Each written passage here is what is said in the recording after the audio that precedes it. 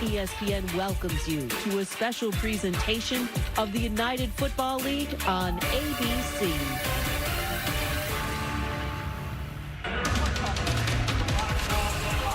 The UFL is presented by U.S. Army. We're coming off the upset of the year in the United Football League, and this is an early contender with all the hype around it to be the game of the year. A potential preview of the UFL championship game with Birmingham and San Antonio going down from the Alamo City. So that Arlington upset against St. Louis, that takes so much pressure off San Antonio, because now the Brahmas can drop this game against the Stallions and still clinch home field for the XFL Conference Championship game with the win next week in St. Louis. Welcome to San Antonio. I'm Mo Galendo here with Tom Luganbill. Caleb Burton and Eric McLean will join us from the field. Skip Holtz has built himself a spring football dynasty. The Stallions with back-to-back USFL titles, now winners of 15 straight. But we talked to the Brahmas head coach, the legendary Wade Phillips, a couple days ago, and he told us they haven't seen us yet. And that's more than a statement of fact. There's some edge and fire there. Oh, there absolutely is, because they feel like they're up to the task, right? And the reason why they feel that way is they're getting healthy at the right time. And one of the main components they needed back was running back Anthony McFarland. Came back a week ago, exploded onto the scene after missing 5 games of the UFL season. This is him in a game I covered against Ohio State, and he lit up the Buckeyes on that day. He is one of the most dynamic playmakers this league has to offer. He not only has power as a running back, he's got speed, explosiveness, and he is dangerous in the space as a receiving back. So offensive coordinator A.J. Smith is tickled to death to have this weapon in the backfield, along with one of his quarterbacks, Chase Garbers, returning. Garbers comes back. He was knocked out in week number 3 with a wrist injury. Quentin Dormady will get this start. And we know with Ant McFarland in those fresh legs, he will be featured early and often. So in the United Football League, the home team gets to decide to kick or receive. It's a battle of the minds. Wade Phillips, the defensive guru, his young offensive coordinator, A.J. Smith, the offensive guru. A.J. Smith wins. They've elected to receive the opening kick. Yeah, and by and large, most people opt to defer. They want to get that ball coming out of the locker room to start the third quarter on offense. This is the aggressive style and nature of San Antonio. They are confident. They are riding an all-time high in belief of their football team. They can knock off the winners of 15 in a row in the Birmingham Stallions. Opening kick to come. If the football goes out of bounds, receiving team gets it at the 50. Keep it between the white lines. Here's the Kansas Jayhawk, Puka Williams, so electric, so fast, but the Birmingham Stallions special team unit, too good. Let's bring out the former Tennessee Volunteer, Houston Cougar, and Central Michigan Chippewa, Quentin Dormady. Seminole left, H Comet Denver. Split left, H Comet Denver. On moon, ready? See Quentin Dormady there, well-traveled. Been 4-1 as a starter since taking over for Chase Garbers. They've decided to start him again. I expect to see Chase Garbers throughout this contest, but things are going well. Let's not tinker with it. That's going to be an early carry for Morgan Ellison. Played with the Seattle Sea Dragons a year ago. You'll notice in the San Antonio backfield, you do not see the leading rusher in the UFL among running backs. John Lovett, he's getting a week off. All part of the plan for some of these teams to stay fresh for the postseason. Yeah, you've got to rest the bodies a little bit. You've got 3 backs. Yoon to trips left. Red F swing, dog, Z snag. On moon, ready? And this team is confident in all 3 backs. So if they've got to rest a guy, I don't feel like there's any drop-off whatsoever in production. Red F, red F. Ready, go. Anthony McFarland to the right of Quentin Dormady. That's Cody Lattimore in 3, the go-to tight end receiver. And there is Ant McFarland, quick as a hiccup. 12-yard pickup on his first touch. Look at the stutter he puts on DeMarcus Gates. He stalls him right. Oh, man, and then he turns on the Jets, turns the corner. Spread left, pistol, Broncos kill. On moon, ready? And that's what makes him different. When he gets into the space with the ball in his hands, he's moving at a different speed than everybody else. Ready, go! Back to McFarland. The Maryland Terrapins running through the Stallions defense like he did against Ohio State back in the day when he put up 298 rushing yards in 2017. Good combo block there. Y in motion. Y in motion. H option, Y cross, gold. On moon, ready? Good combo block there between the left guard, left tackle for San Antonio. The offensive front versus the Birmingham defensive front is going to be a key to watch today. Quint Dormady to throw.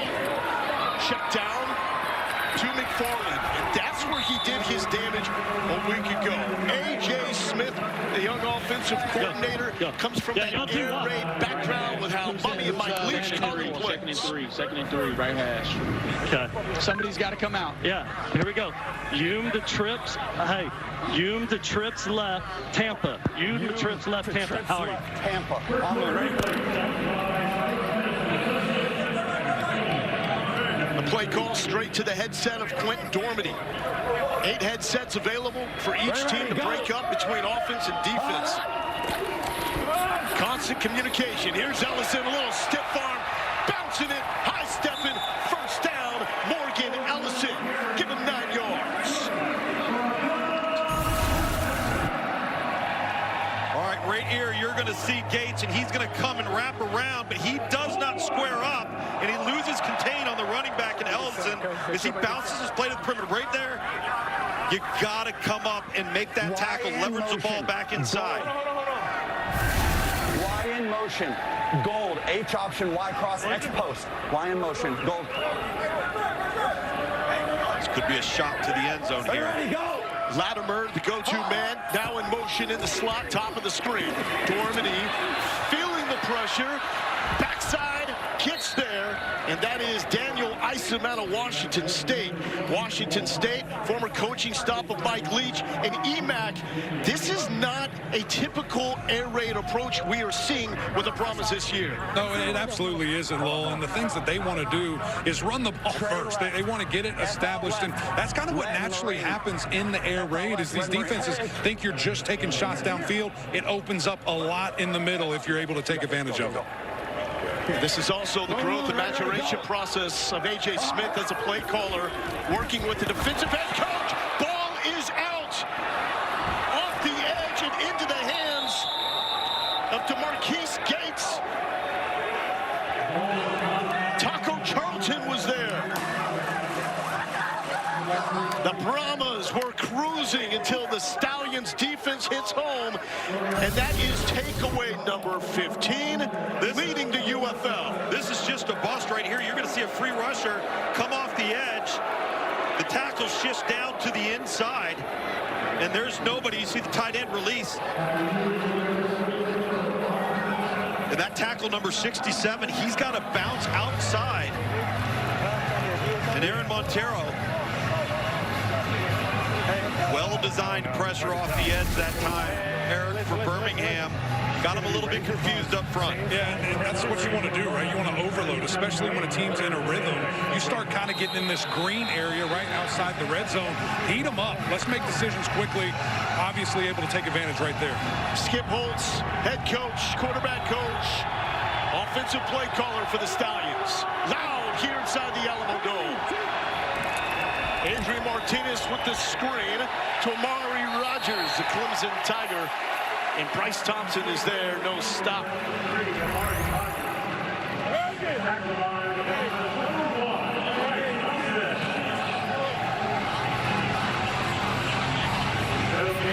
Here we go. We got Lou Flo, Florida, 27 trades flop. Adrian Martinez coming off a 5-touchdown performance. 11 pass touchdowns, 1 pick over the last 4 games. Looking to his right, nearly jumped, and then through the hands of Amari Rogers. Bryce Thompson had the stop on the first play of the drive and almost took this for 6. Back-to-back plays by Bryce Thompson there, and this is just a late throw to the flat. You got to be very careful here. And if Amari Rodgers catches this football, there is a lot of real estate for him to take advantage of. I just think it obstructed his view of the football, Lowell. That is an NFL DB going up against an NFL receiver. Love the energy inside the building.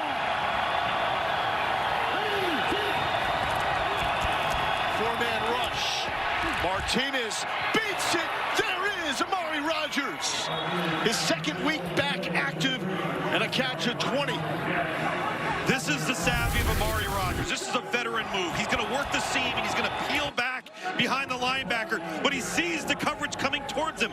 So don't run to get coverage. Sit in the void and let the quarterback stop you down. Really good relationship there between Adrian Martinez and Amari Rodgers. Brahmas defense, #1 scoring defense in the league, and this is what they do better than anybody. Their league-leading 27th sack of the year. That one courtesy of Zach Morton, the Akron Zip. Eric, this looks like a delayed call on a quarterback draw, and Birmingham just didn't block it up. They got outmanned. Well, it looked like maybe there was another way he could have went. It looked like there was a window maybe to the right if he would have taken off quicker. But I agree with you. When you're doing those delays, you have to give your guy time. You have to set it up to where it really looks like a pass. C.J. Marable, now the running back. Martinez dropped. Needs to be caught by Amari Rodgers, the Clemson Tiger. He dropped it. Hands were an issue for him in the NFL, but that was more fumbling off punt and kick returns. Good timing by Jordan Mosley, 23, the safety. You're going to see right outside the hash right there. Comes up and dislodges the football. Good clean hit. And now 3rd and 13, or a long 12, is unfamiliar territory for a team in the UFL that is outstanding, converting over 50% of their 3rd downs in Birmingham. This is against the #1 3rd down defense. Who wins this one? There's Jay Sternberger out of Texas A&M, and he is down well short. Flag is down at the 49.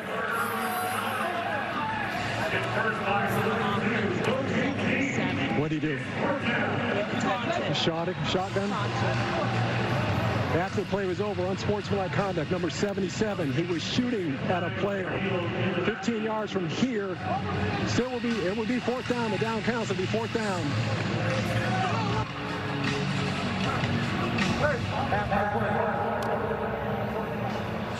Unsportsmanlike conduct. Offense, number 77. The down count, 15-yard penalty, 4th down. That's going to go against the Maryland Terrapin, Derwin Gray. So move that back. Guy with 5 games NFL experience with the Steelers in 2020. Eric, from offensive lineman to offensive lineman, is he a specimen or what? Man, that guy's a freak. And if you saw the play, I mean, he absolutely derailed the guy. Just got a little too excited. Gave him some finger guns. You can't do that. You know, it's a tough situation, but that dude is a monster. You can't pull out the finger guns on him. Not the finger guns. Not right in front of 2 refs, too. Colby Wadman was the original punter for the Stallions. They made a change. They signed Wadman back to the club this week, and his first punt is off. And this is Marquez Stevenson taking it in the 10 and up to the 25-yard line for the Houston Cougar. San Antonio was driving, and then a turnover, but the Stallions have nothing to show for it. No score here in San Antonio. Coming to the UFL Championship game in St. Louis, Missouri has many great places to visit along the way. On the road to St. Louis, the Stallions and Panthers, they both secured their spots in the USFL Conference Championship game. Takes it all the way in. On the XFL side, it's the Battlehawks and the Brahmas. They've locked up their spots. So the next challenge is for one of those teams to establish home field advantage. What a catch! Touchdown! You can plan your road trip at visitmo.com.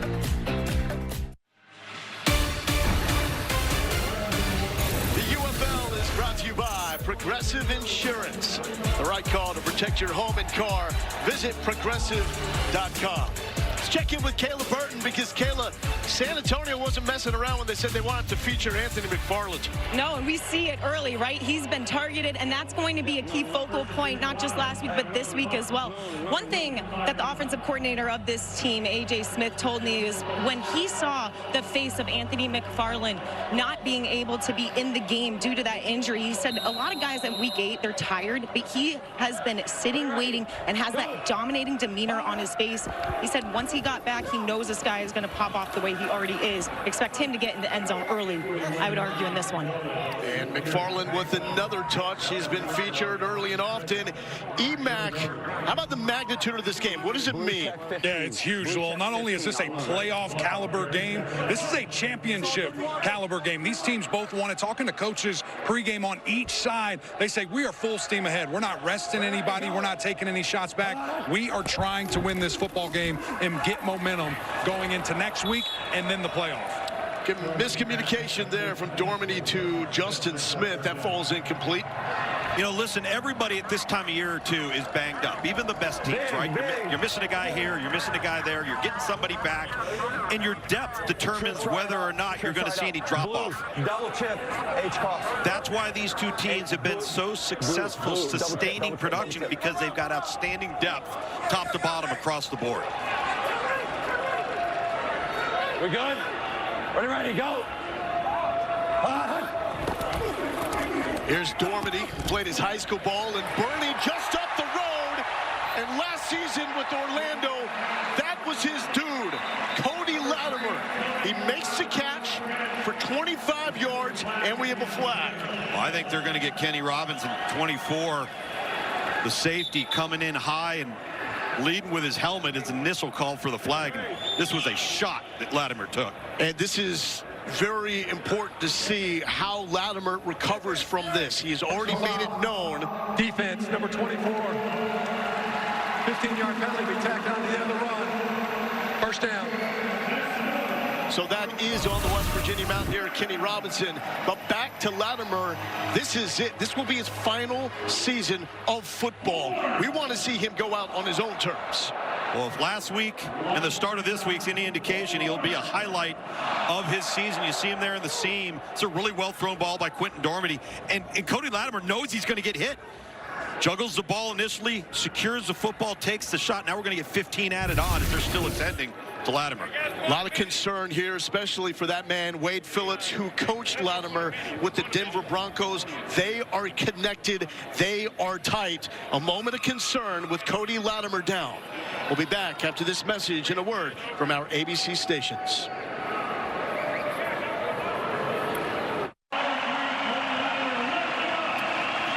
We hope this is not the end of the professional football run for Cody Latimer. He is now onto a cart being taken off the field here inside the Alamo Dome. This is a man, Kayla, that has seen the ups and the downs as a professional athlete, but he has found his calling this year. He means so much to this team, and you just saw every one of his players go up to him, patting him on the back. You know, him and Wade Phillips, they were together in Denver, and Phillips says, Cody Latimer is not only one of my favorite players, he's one of my favorite guys. Latimer wants to get into coaching after this, but he really is the glue guy of this team. Just extremely close with his teammates, especially Quentin Dormady. Those two are basically brothers, they tell me. We see them connect week after week, and they built so much trust. And one thing last year they didn't have was a real veteran type of guy, and A.J. Smith, the offensive coordinator, says his presence on how to be a professional. Double pass, complete, Justin Smith! For the second time, John Trey Kirkland throws a pass touchdown. Last year in the XFL, this year in the UFL. Well, that's what they call Dr. Pepper in this offense. DP, double pass. Talked about it this week on the call with us. Well executed. There's always something. There's always some wrinkle in this offense to get the momentum shifting, to get some energy on the sideline. Well executed, the former high school quarterback. And now, Chase Williams, who started the season as the quarterback for the Brahmas, checks in for the first time. Kirkland in motion, and we got a flag down.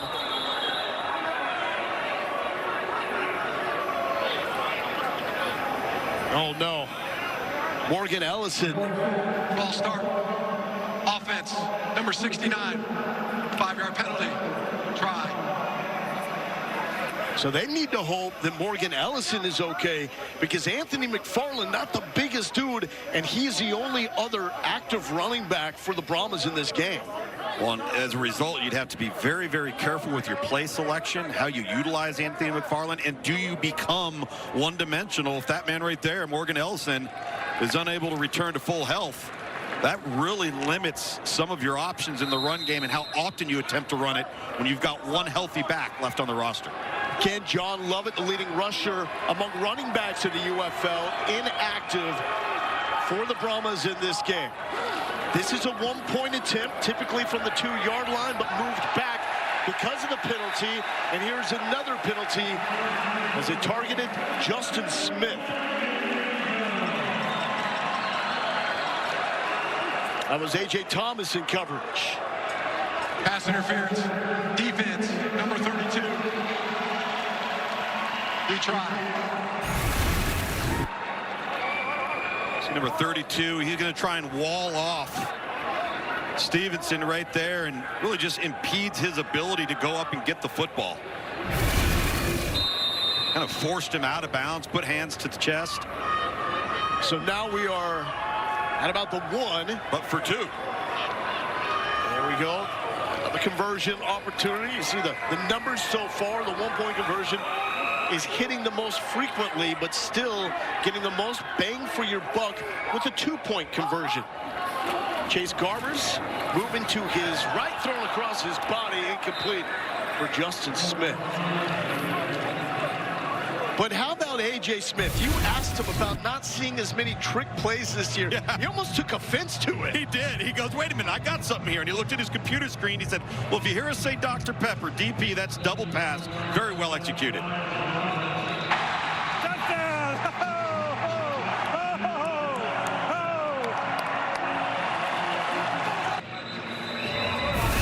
Now, when we get into the technicality of that unique rule for the UFL, that can actually be a forward pass as long as it's behind the line of scrimmage. Right, and a year ago in the XFL, when Coach Phillips and Coach Smith were at Houston, they ran the double forward pass against Orlando, and essentially what they did is they threw it to a receiver that was running a crossing route downfield. That receiver ran back across the line of scrimmage into the offensive backfield and then threw it forward for a touchdown. It was unbelievably well executed. So this was Dr. Pepper. Last year it was the Mike Leach in honor of the late legendary head coach.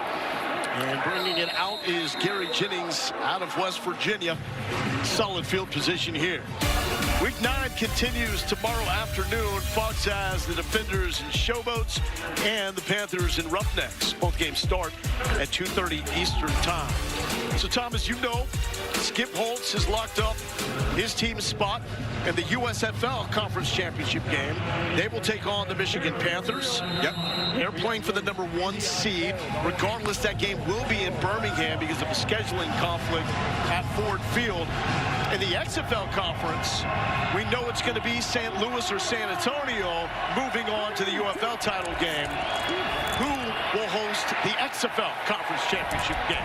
Martinez looking for the corner, and he gets it out to the 46-yard line, 11-yard pickup. Here's Skip Holtz. Cut. There we go. Let's go. Linda Pack. Let's go. Linda Pack. Ohio 14 arc trade. Linda Pack, Ohio 14 arc trade. It's a spot that Skip Holtz and this team has not been in a lot. No. How do you respond? A loud building, you're on the road. Ricky Person got the fake. Martinez kept it, and that is the leading rusher in the United Football League, regardless of his position. Wade Phillips says it starts with stopping him on the ground. Well, it's hard to do it when you don't have enough bodies in the box. This is an unbelievable quarterback counter where you have an extra lead blocker because you have the H-back to be able to lead along with the pulling lineman, and there's nobody to account for the quarterback.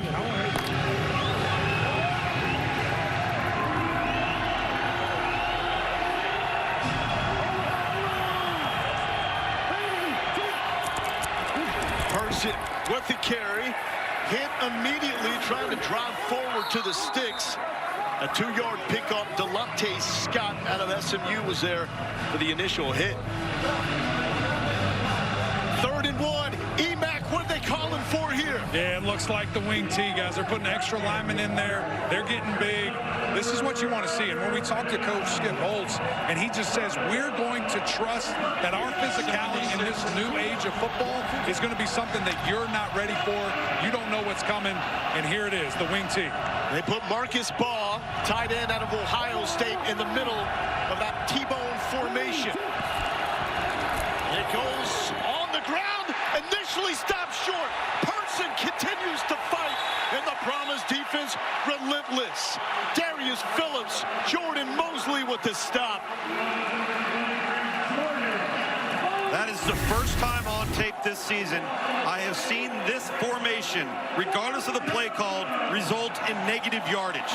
Nobody's had an answer for the T formation, and San Antonio comes up big for a loss of 2. How about Delonte Scott to set this one up on the edge? Well, that's what you do when you leverage the football and you play inside out. You don't let him turn the corner. Tom, what was interesting, the defensive line just submarined too. I mean, those guys took out the offensive line from getting to that second level. That's why you saw those linebackers be able to scrape so quickly. They were unabated to the ball carrier. Stevenson fielding this from the 10, and that is going to back up the Brahmas. Great respect between the two head coaches, Skip Holtz and Wade Phillips. Yep. What an honor it is for me to have the opportunity to do this. Oh, thank you. You know, just to stand across the sideline from you, I've been such a huge fan of yours and admirer of yours. And congratulations on the great job you've done with your team. Well, what about you, man? Yeah, we're a lot. Thanks. Have you enjoyed it? Oh, yeah. This is fun for me. This is what we do, right? I think this is one of the best jobs I've ever had. Did you hear that? Yeah. I think this is one of the best jobs I ever had. Yeah, it is. All you do is coach ball. The players are hungry. You're having a great time. The players are soaking up everything. You don't have to deal with any headaches. It's fantastic. Skip Holtz calls this the purest brand of football right now. And here is Chase Garbers out of Cal, stepping back in and feeding it to Anthony McFarland. Now, McFarland wasn't doing as much running as he was catching the football out of the backfield. They're leaning on the legs more, though. They're leaning on the legs more, but again, they've got to be careful if they don't get Morgan Ellison back healthy. He's now the lone back. Anthony McFarland for this San Antonio offense, but if you give it to him enough, I guarantee you he's going to bust a big run at some point. Wade Phillips has himself a dominant first-half team. Now outscoring opponents 35-0 in the first quarter over the last 6 games. That throw complete to Marquez Stevenson, the Houston Cougar, who's got 5 NFL games on his resume. And it will set up a 3rd and short. What do you think about Garbers now getting worked back into this situation? Well, he started throwing a week ago, so he got back into the swing of things, the routine. I think his arm is fresh. And I asked Coach Smith, why did he win the job initially coming out of camp? And he said it's because of his ability to get rid of the football quickly and change arm angles, meaning that things don't always have to be imperfect in front of him.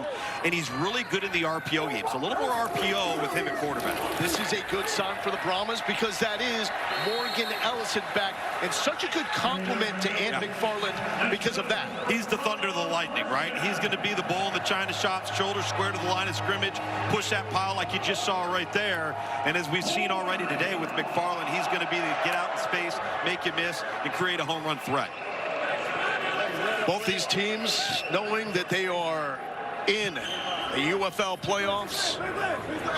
San Antonio playing for home field advantage, but the Arlington upset over St. Louis just before the start of this game means the Brahmas can drop this, beat St. Louis next week, and host the playoff game here inside the Alamo Dome.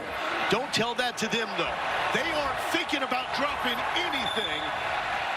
Garber's using the legs, another wrinkle with him. Yeah, you know, I highlighted McFarland there that was split out, then he motioned back into the backfield, and they wanted to set him up on a little angle route. We call it a Texas route to the inside. Linebacker had it locked down. Chase Garber showing some wheels there, avoiding a negative play, find themselves in second and advantageous, I would call it. And Quentin Dormady, he's got his headset still working, so he's listening to the play calls from A.J. Smith, staying in tune with this game.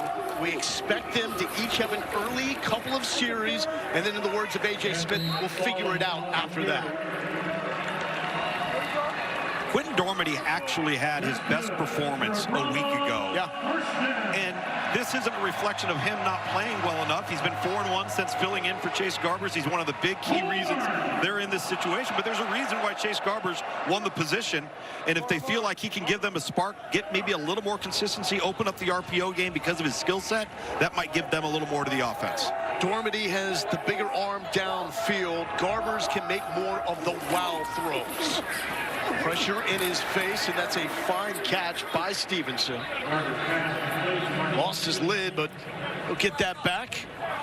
What is it like missing time and then getting hit for the first time? Actually, it kind of jumpstarts you. I've kind of felt like you need to get that one hit. You need to take that one shot, and then you pop up and you realize, all right, I'm right back at it. You know, I'm right back into the swing of things right here. But I will say this, and I was very fortunate. I didn't miss a lot as a college player in terms of playing time. Because you're tough. Due to injury, yeah, right. And we were playing on old school AstroTurf then, you know, real AstroTurf. Concrete, basically. But you want to just get on the field so badly because you just love to play the game. Iowa State Cyclone Landon Akers in 82 in motion, and this will be a delay. And the tackle is made for a loss of 2. And it's Kiava Tizino, San Diego State Aztec, and that will bring us to the end of 1. San Antonio lost Cody Latimer. They come back with a trick play to take the 6-0 lead.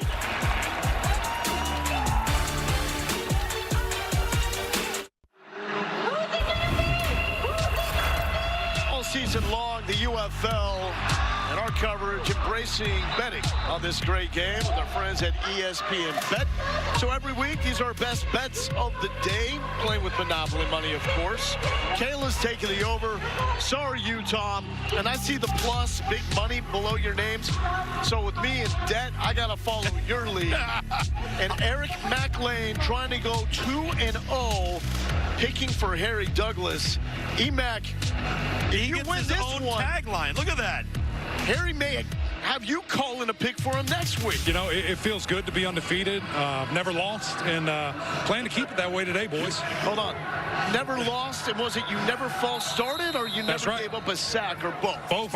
As Keep far as he going. knows. What else do you want to talk about? Perfection. Start of the second quarter, and the Brahmas will jump off sides immediately. That was Stevenson. Prior to snap, ball start, offense, number 5. 5-yard penalty, 3rd down. So this is where it starts to get interesting now for the Brahmas. They are the best first quarter team in the UFL. They have not allowed a first quarter point since week 3. Over the last 5 games, it was 29-0 in the first quarter. They added 6 here. Can they sustain this momentum? Garbers all day throws it into triple coverage. What are we doing? Looking for Justin Smith. Listen, I don't know what Chase Garbers is seeing there. The ball came off of his hand poorly. He did not have good ball control. He's clearly got a 3-man triangle of red jerseys surrounding the target. This is just a bad, ill-advised decision. Very fortunate it didn't result in a turnover, but it does result in a punt. It's knocking off the rust right there for a man that was knocked out week number 3 against St. Louis with a wrist injury. And here is Brad Wing out of LSU to let this one fly. Amari Rogers, the Clemson Tiger, to the 40. They met by 2 Brahmas and knocked out right there. Next week, we wrap up the UFL regular season. We've got the Michigan Panthers taking on the Birmingham Stallions, who will face each other the very next week for the USFL Conference Championship game. And then San Antonio and St. Louis, 4 Eastern. That game is going to determine who gets to host the XFL Championship. And on Sunday, we'll be up in D.C. checking out the red-hot Arlington Renegades. Coming up, the upset of the year, Tom. It was the upset of the year. There's no doubt. St. Louis trying to get healthy, and Arlington was due. That is a snake-bit football team this year. Every team has had some bad luck. Who handles it the best? Martinez felt the pressure. Sideline, what? An adjustment. The ball pops out at the last second. C.J. Marable almost with a huge play. Well, this is an exceptional effort. I don't know if he would have had both feet in, but you see Adrian Martinez keep both hands on the football and throw really what is a pretty catchable ball considering the awkward angle, and he would have had both feet in bounds there. Just couldn't hold on late. Would have been 31 yards there. But we talk about handling adversity. Birmingham has had as many injuries as anybody in this league. They continue to find a way. Helps to have the front runner for the MVP, Adrian Martinez, in a potent ground game. C.J. Marable, we talked about resting some guys from time to time. Marable healthy and active last week. Slow, Florida, 35 mesh. Rob, slow, Florida, 35 mesh.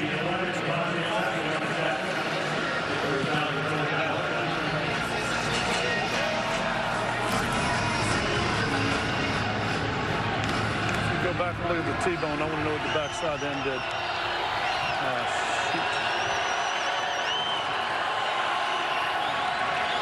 Chance now to listen in to Skip Holtz on this drive.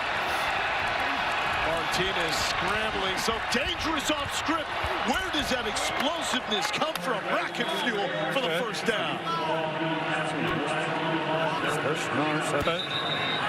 We got one down. Who's down? With the backside. What did the backside end do on T-bone Gooch? The backside, the guy outside the tight end on the right side when we ran left. Okay, I'm sorry, the guy. So a San Antonio Brahma defender is down. And it looks like that is Jordan Mosley, number 23. And that is the #1 tackler on this San Antonio team. So Mosley is down. Cody Latimer already went down. We'll check on their condition when we return.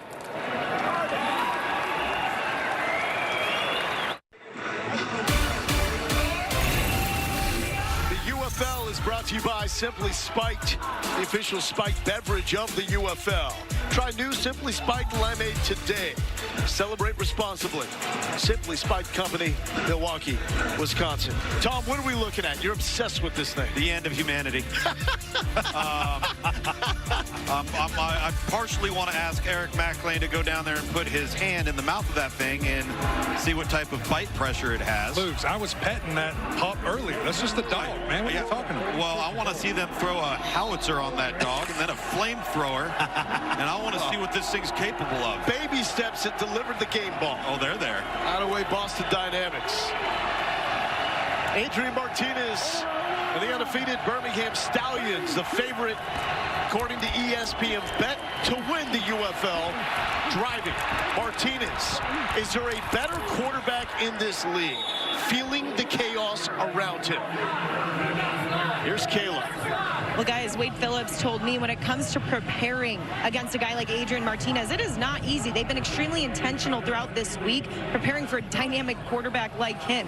He's able to rush the way he can, but can also throw outside, which what we've seen lately. He says the goal is stop him on the run, obviously, but you have to guard the guys outside. We see him target Amari Rogers often, so he's very difficult to defend here. Wade Phillips said they spent this week like they were preparing for Cam Newton when he was with the Denver Broncos playing the Panthers in Super Bowl 50. So keeping it on the ground.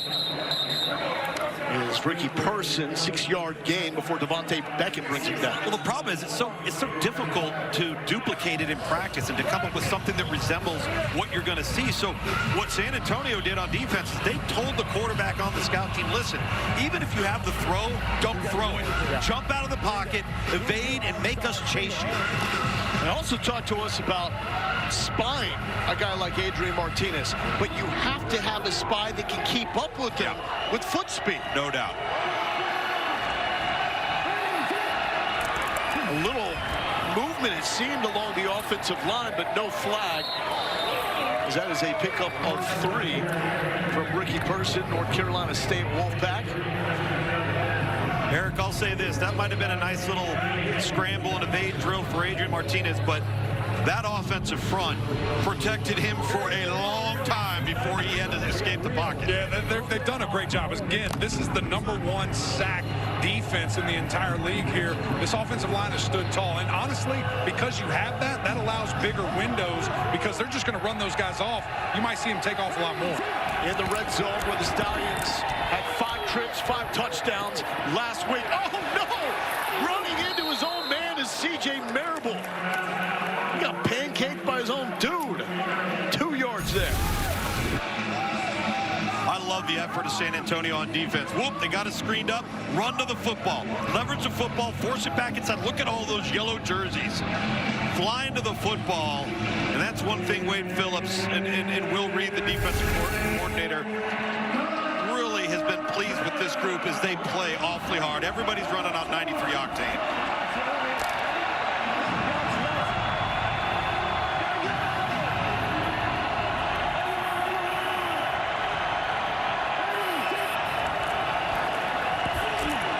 Receiver fell down. Lucky that was not taken back the other way. It was intended for Jordan Thomas, the Mississippi State Bulldog.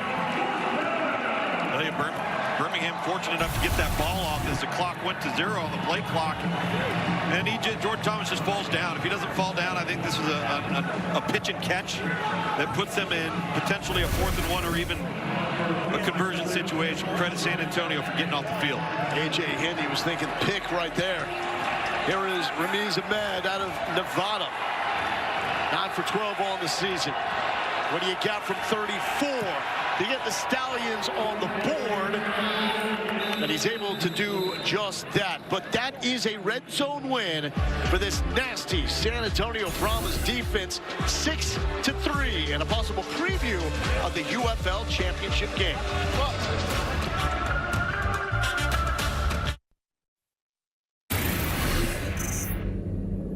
Nice job. Hey, what did you see on the Brooklyn? I mean, I saw you throw it, but I looked at like fell down. Huh? The GM like fell down. Yeah, I saw that, but then what happened out there? I couldn't see it once it got thrown. The inside linebacker beat our guys to the point. It was really what Jeff did. The crack, we missed the crack.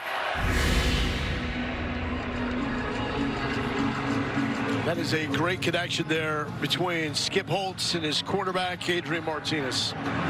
Well, it is, as they're talking about in real time exactly what just transpired. They can dissect the plays with their iPads there and get a better sense to make those instant in-game adjustments. Not in between the quarter, not in my locker room at halftime, but play to play, series to series. And that's video as opposed to still photos that they get in the NFL. And by the way, that technology is coming to college football this year, in addition to the headset.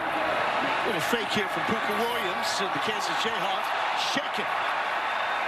He did best under David Beatty for the Kansas Jayhawks. The most famous race in Formula One happens tomorrow on ABC. The Monaco Grand Prix starts at 9 Eastern.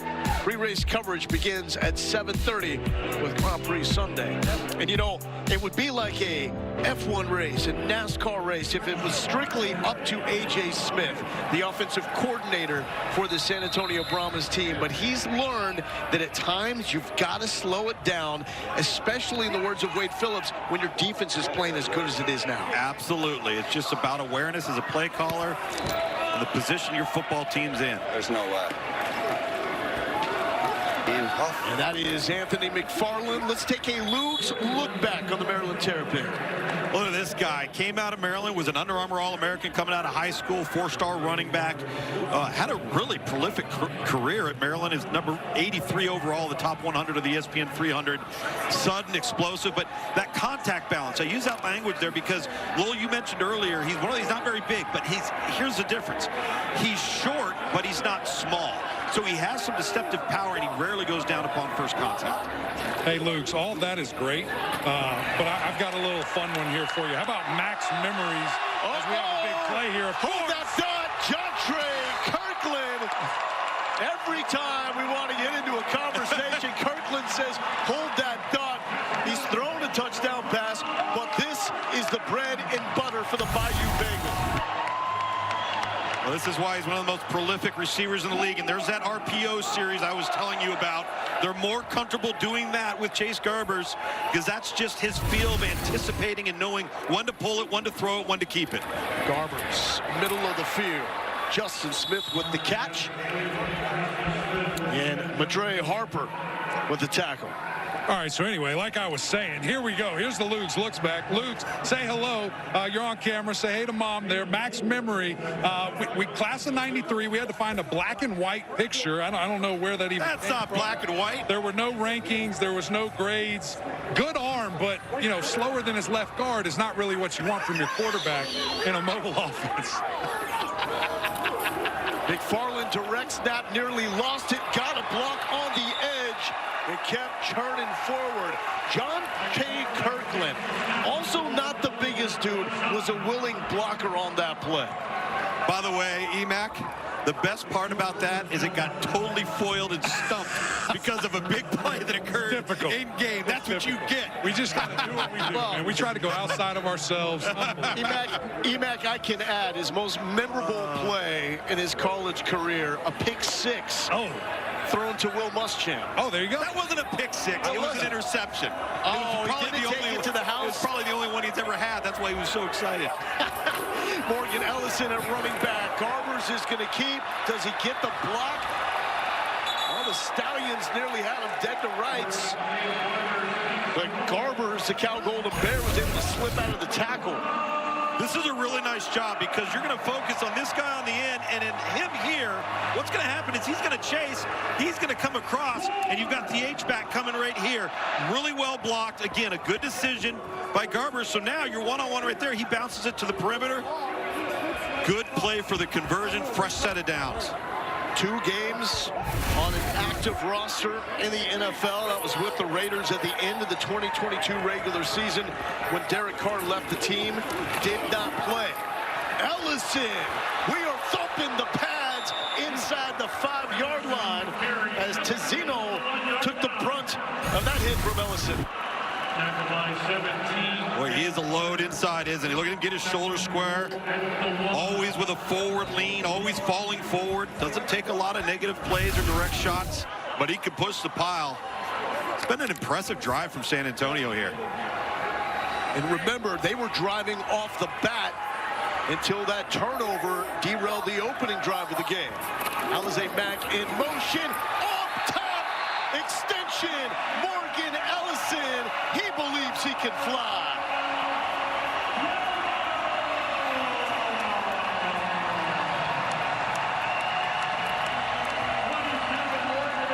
San Antonio head coach Wade Phillips told us this week they may have won a lot of games, but they haven't played us yet. And so far, it has been a first half of Brahmas football in unfamiliar territory as Morgan Ellison breaches the goal line.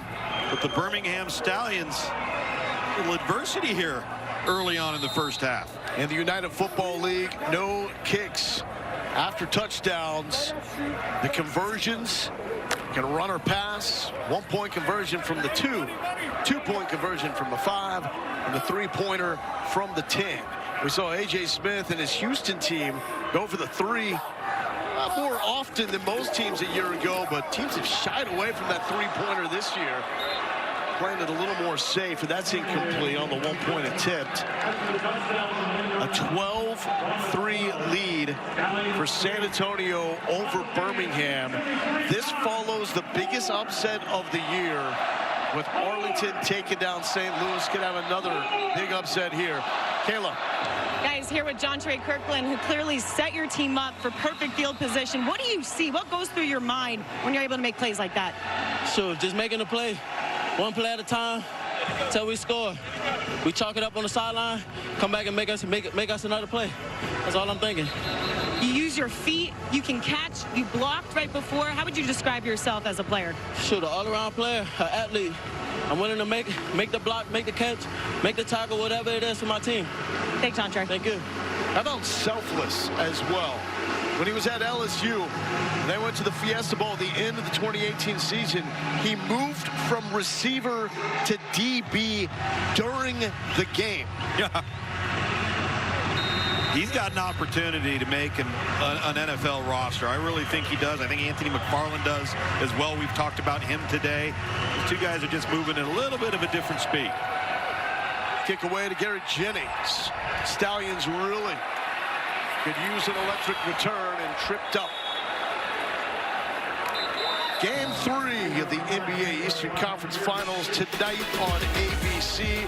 The Pacers hosting the Celtics at 8:30 Eastern. Countdown tips, our coverage at 8 p.m. The Celtics, Kayla's C's up in Beantown with that 2-0 edge over the Indiana Pacers. What do you know about those Celtics, Kayla? No, I'll be watching tonight. And I know that. What'd you ask? Is it snowing back there again? No, it's not snowing. It's sunshine and rainbows and C's winning, baby.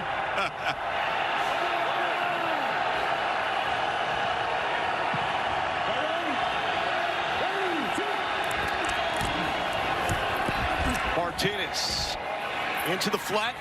Incomplete to Marlon Williams out of UCF. Keep in mind, this is a Stallions team that's rolling. The offense is steamrolling as well. 372 yards per game is #1 in the UFL. That is 66 yards per game more than Arlington at #2. Well, and they've been a model of efficiency. They're +5 in turnover margin. They're over 50% conversion rate on third down. They don't put themselves in negative situations. They play smart football, bottom line.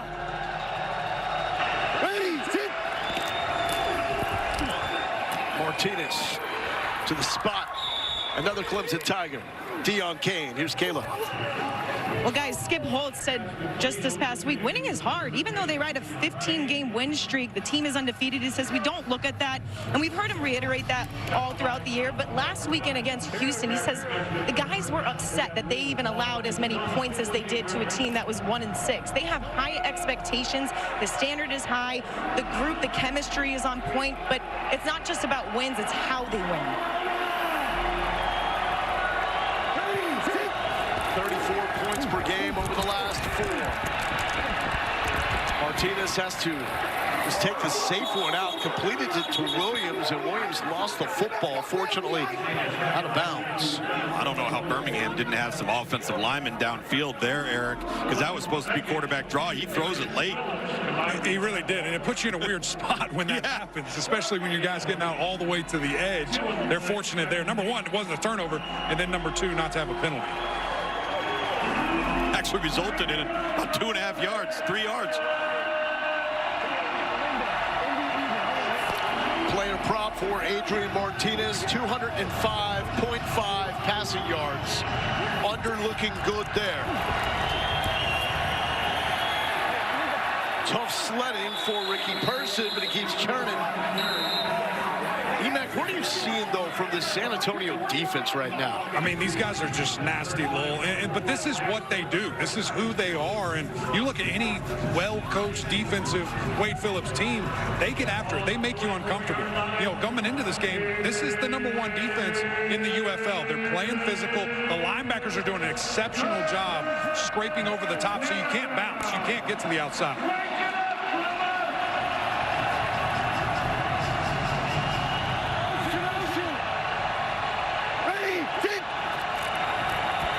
Third down for Martinez. Little comeback. Broken Phillips making his return, one of the top corners in the UFL. He's missed time recently, and the Western Michigan Broncos now healthy. Well, really impressive playing the football right here. Just know where to go with it. That window is so small. It's a nice timing route. You get to the line to gain. That's just two good football players duking it out over the ball. Brahmas are in control.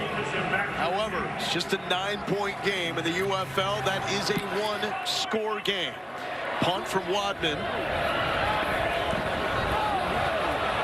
And beautiful. Did they get it down, though? And yes, inside the one. A 43-yarder for Kobe Wadman out of UC Davis. Madre Harper is there to down it inside the one. No, now they are saying touchback. First down, San Antonio. Let's go to the U.S. Army Command Center, catch up with Mike Pereira. Mike, what did you see on that? Well, it's a really tight play, that's for sure. Now, you got to see it's the position of the player. He actually gets control of the ball and then controls it, and before he gets his second foot back on the ground, he actually then throws it backwards. So, again, it's a tough play, and we're going to stop it and take a look at it. All right. Hey, Jeff, let's stop this to take a look at this, can you? Jeff? Yes. Stop it to take a look at this. Okay, so he's... The previous play is under further review. So he gets control there. When he gets control, does he have both feet on the ground?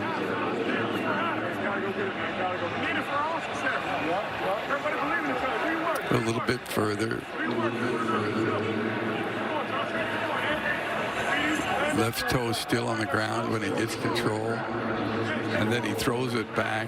Let it go beyond that. Let it go beyond. Okay, back again.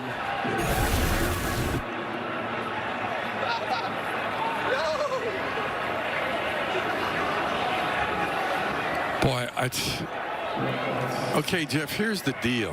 There's really the only category that I can put this thing into to say that it would be a touchback is if he touched in the end zone before he actually let the ball go, and he doesn't. So he actually lets the ball go before, and then it ends up getting down at the 3, so it's really not a touchback. So we're going to have to put this ball at the illegal touch spot by number 27, which is the first spot out when he touches it at like the 3-yard line. So put it at the 3-yard line, so the ball will be down at the 3.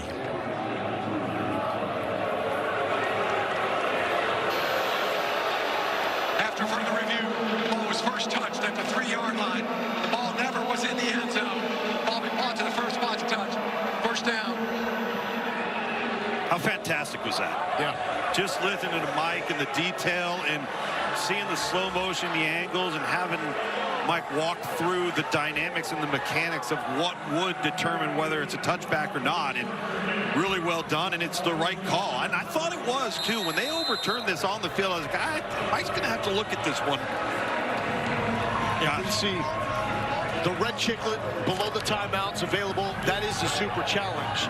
Since Mike Pereira is in the U.S. Army Command Center looking at plays like that, there's no reason to spin the super challenge on a play like that since it has been reviewed. So backed up inside the 5, going back to the ground. It's Anthony McFarland, and there's 1 yard. This is also great theater. Love the United Football League and the access, because it's not just seeing Pereira and Dean Blandino working it through with their careers, their crews. They play everything you just saw at home inside the venues, so the fans are hearing that explanation. Well, and I think the thing that's good for fans is it gives them an opportunity to realize just how hard it is to officiate a game, and it's not as black and white as maybe sometimes as you think it is as a fan. This is us up to the 2-minute warning. Birmingham Birmingham with the 15-game winning streak. Don't have much going. Just a field goal to show for their early work. It's 12-3. San Antonio with the lead.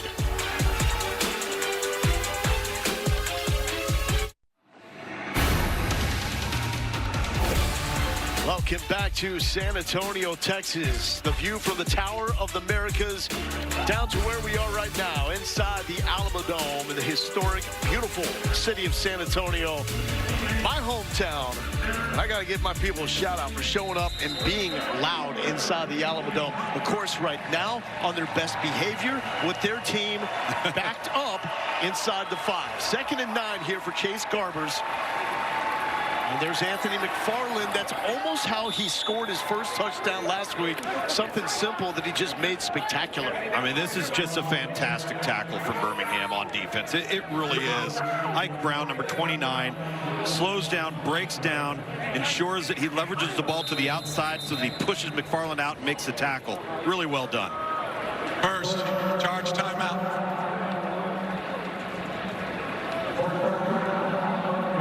So Stallions calling a timeout. Skip Holtz thinking, obviously, getting the football back, having enough time to score. And under 2 minutes now, it goes into the timing that we see in college football. Yeah. Skip Holtz holding a little board meeting there with the officials.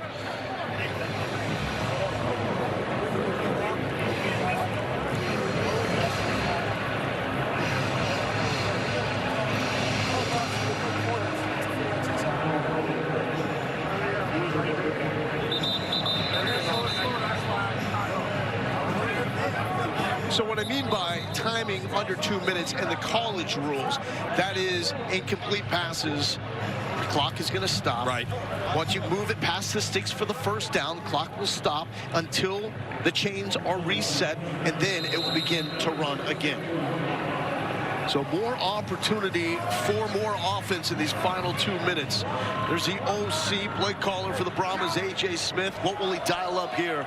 3rd and 6, and Chase Garbers with his first game back since week number 3, out with a wrist injury on the IR. Started throwing last week, started practicing this week.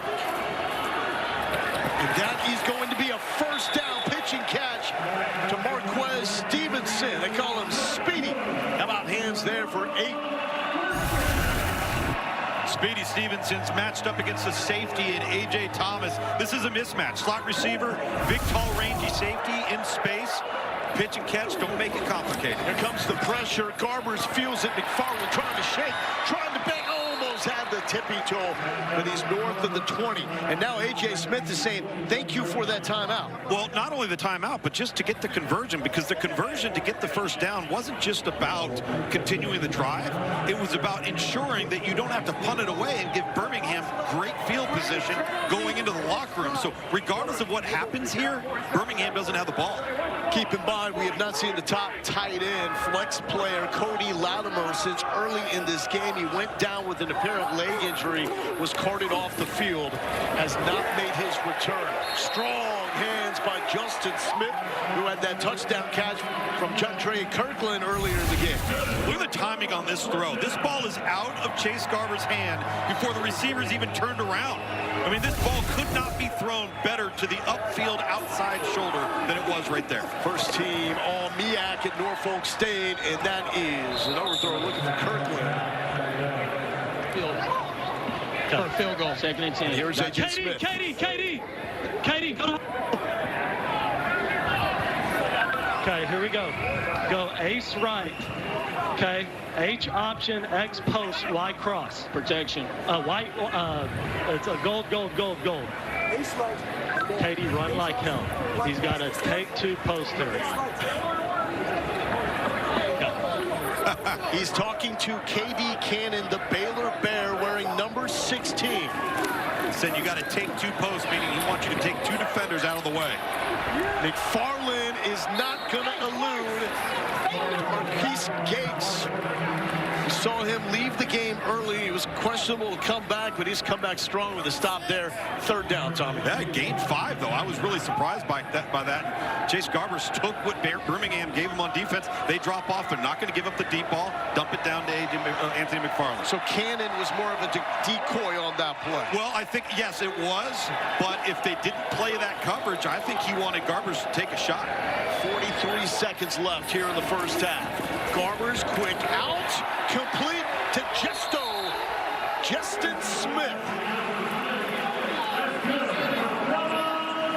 San Antonio just doing a masterful job of managing this clock by utilizing the sideline to avoid having to take timeouts. So you're sitting there and you're going, wow, well, this is a great spot to be in if you're San Antonio.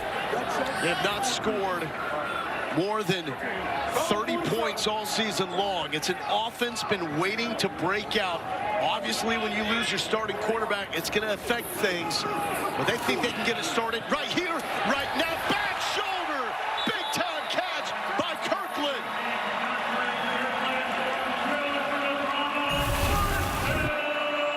Garbers with the pump fake. He baits the corner into thinking they're throwing this thing vertical. The corner turns his back.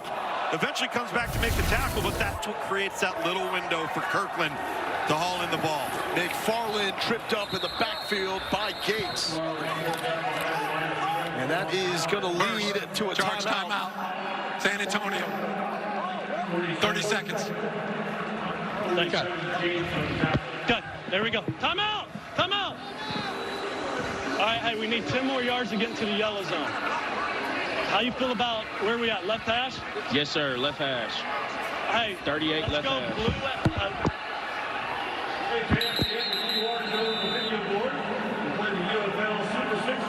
So A.J. Smith just moved his mic away, so we're not going to pick up everything he's saying now. But he talked about a couple more yards before the yellow zone. So that's kind of your area of the field where you feel comfortable. You're not in the red area, right? But you feel comfortable with your kicking game there in terms of the depth of a field goal attempt. No, the field, each area of the field, whether you're backed up on your own 5, you're on the +5, all has certain areas of percentage of scoring.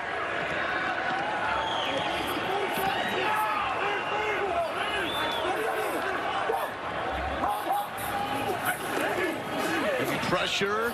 McFarland. Move back, young man. Madre Harper dropping the sledgehammer. Ooh, DeMarcus Gates is what creates this number 47 off the edge to the left side. Watch him elevate and get up in the air. 30 that seconds. Makes Garber had to throw the ball high, and the ball takes so long to come down. It allows the defender in Birmingham to out of Southern Illinois, a guy that's played 12 games in the NFL. Do you know what a Saluki is? It's basically a greyhound. It's a pointer. A dog. Yeah. But not the robo dog. With long hair. Yeah, with long hair. He's a pointer with long hair. He's a very odd individual. Doesn't it look like a greyhound with hair? A little bit, I guess. Okay. Well, just imagine that robot dog with long hair. Yeah, that's it. I want to sleep tonight, EMAC. Just want to give I'm not going to do that. Appreciate y'all supporting everything y'all done for us. So with 15 seconds and 1 timeout remaining here in the first half, Brahmas trying to get in better field goal range. I know what A.J. Smith is thinking, though. He wants the end zone if he can find it. Some room to run, little stop, pop, dance, shuffle by Kirkland. And so with all that movement, it's a very modest pickup at best. Final timeout. San Antonio. 30 seconds. The Brahmas will call the timeout. That will bring out Ryan Santosa, the Minnesota Golden Gopher, former NFL kicker with the Titans, Panthers, and Lions. He's got that game winner from 51 a couple weeks ago to take down the Houston Roughnecks. That's his season long. And he's in that range, going for 53.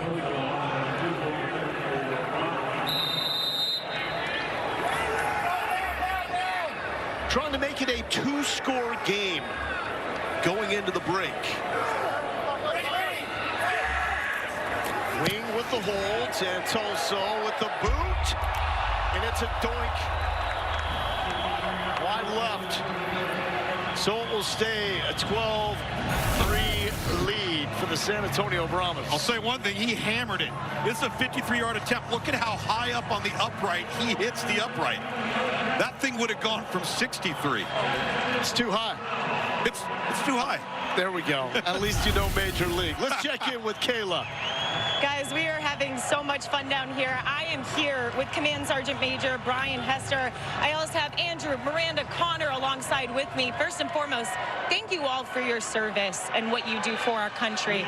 This is such a special weekend. And Brian, I have to ask you, you've been serving for how long? Can you talk about yourself and what you do? Well, I've been serving for 33 years, Kayla. I'm the Command Sergeant Major of Army Futures Command in Austin, Texas. We merge technology and war fighting every day for our frontline soldiers, and it's just a life of service, something we love. We're committed to winning, we're committed to the team, we're committed to our nation and our way of life, and that's what the Army is all about. That's what drove me to join the Army 33 years ago.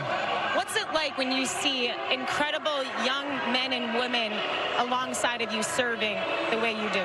Well, it's inspiring, right? Because it takes a village. It takes an army to protect our nation, to deter our enemies, and they're just fabulous young people that are willing to do whatever it takes. We move away from home, learn something new, be part of a team. It's inspiring. Awesome. And Andrew, I do want to ask you, what has encouraged you? Why did you decide to serve and get into Army? It's been a long history in my family. It started with my grandfather, so all my uncles, my aunts, my sister, my cousins, we're long generations of service members. So I just wanted to keep the tradition going. And I'm planning on retiring in 6 more years, but probably going to even do more. So I love what I do. I love my country, and I love serving. We love you guys, a whole family lineage. We cannot thank you all enough for what you do. And, we tip our hats off to you, especially on this weekend. So thank you all. Well, Kayla, can I just say, be all you can be, and happy Memorial Day to everybody out there who served. Thank you so much. Thank you. Guys, back to you. And that means so much in the city of San Antonio that has such deep roots and ties with our U.S. military. Memorial Day weekend, so many emotions surrounding this weekend and Memorial Day. Appreciation and respect at the top of the list. Thank you.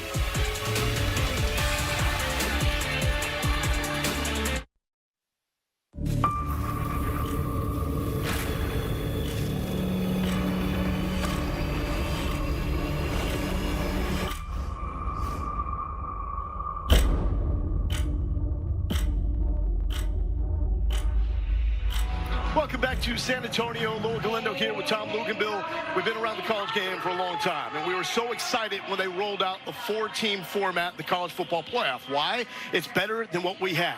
What's better than 4? How about 12 teams starting this fall getting the opportunity to play for a national title? What excites you the most about this new format? It's that opportunity for teams who've never had one before, and that makes the month of November awfully intriguing because games are going to matter that in years past did not matter as it related to the college football playoff. More blood in the water. Sharks are circling. It's going to be a great time. Here's Ryan McGee with more on the new format. Summer is nearly here. The mercury's rising. The AC's getting cranked up. Ugh, I can already feel myself sweating through my clothes. But don't worry. I have a frosty fix for that fever.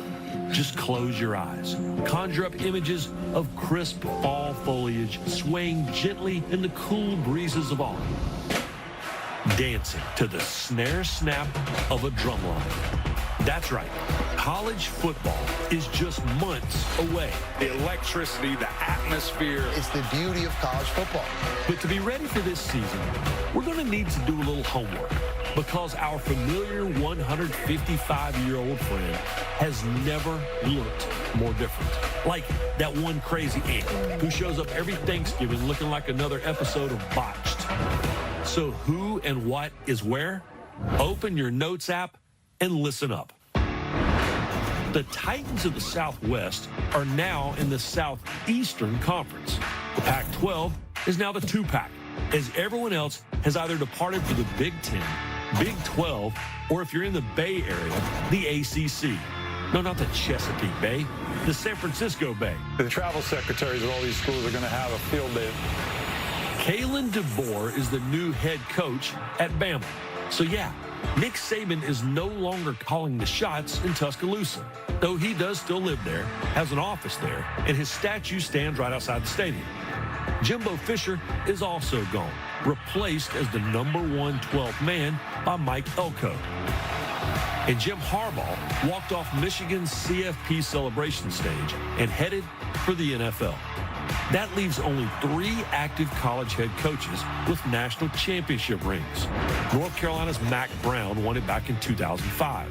The other 2, Clemson's Dabo Swinney and Georgia's Kirby Smart, live only 75 miles apart, and they play week 1 in Atlanta.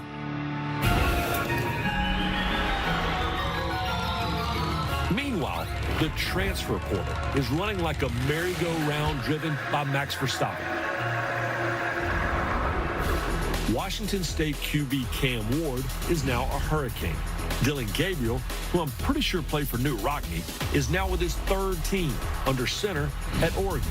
Former Clemson QB DJ Uiagalelei is now with the Tigers' nemesis and fellow ACC realignment rabble-rouser, Florida State. It is a new era of college football, transfer portal really all throughout the year. All of this while Ohio State just had a better offseason talent haul than anyone not named the Philadelphia Eagles. In Colorado, man, I don't even know what all's going on with the Buffaloes. I just know I can't stop reading Coach Prime's social media posts.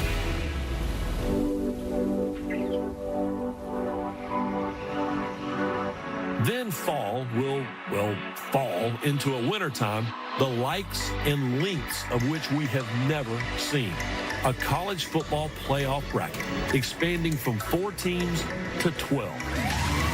Imagine Friday and then the Saturday on campus. That's what I think a lot of these teams have wanted to earn. See, I told you it was a lot to know. But honestly, all we really need to know is this. Your school is still your school. College football is still awesome. And kickoff is just months away. Cannot wait. And Ryan, thank you so much. We are fired up as well. Second half coming up between Birmingham and San Antonio. We'll be back after this message and a word from our local ABC stations.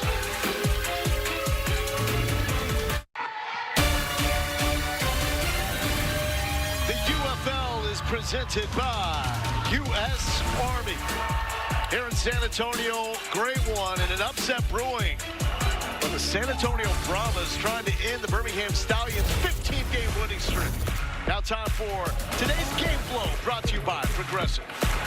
Well, you take a look at some of the things that they always have in their bag, some trickery for San Antonio with the double pass there. We knew it was coming. They told us they wanted to run it, got the perfect field position, caught Birmingham off guard. That was Quinn Dormady started the game, played the first 2 series, and then it was Chase Garbers taking them the rest of the way. Did not think we would see this. The Brahmas more than doubling up the Stallions on offense, but we mentioned the first half. They really felt San Antonio was just a matter of time before the offense got steamrolling. But how about that bottom line? Fewest points in a first half in franchise history for the Birmingham Stallions.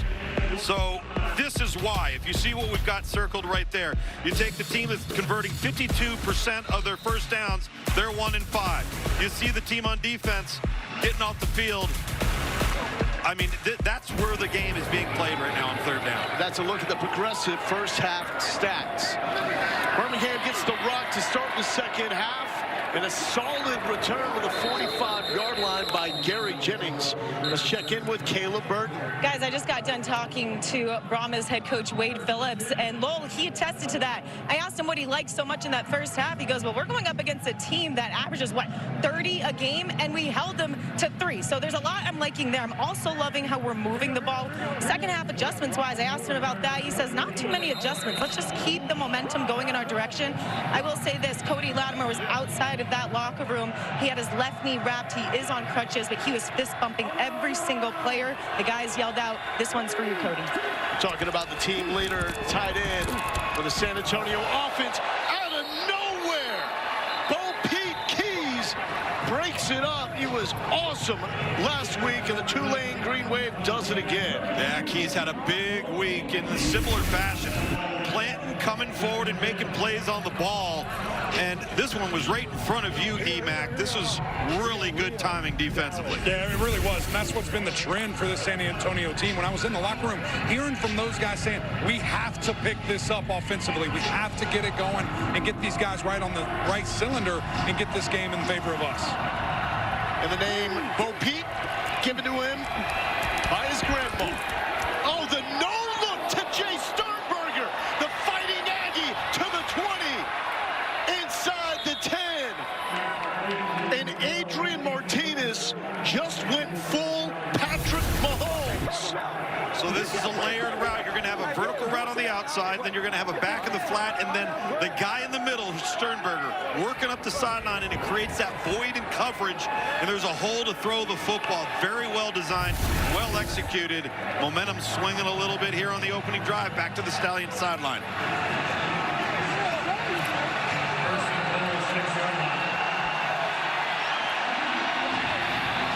Here comes the San Antonio crowd. Challenge flag is out.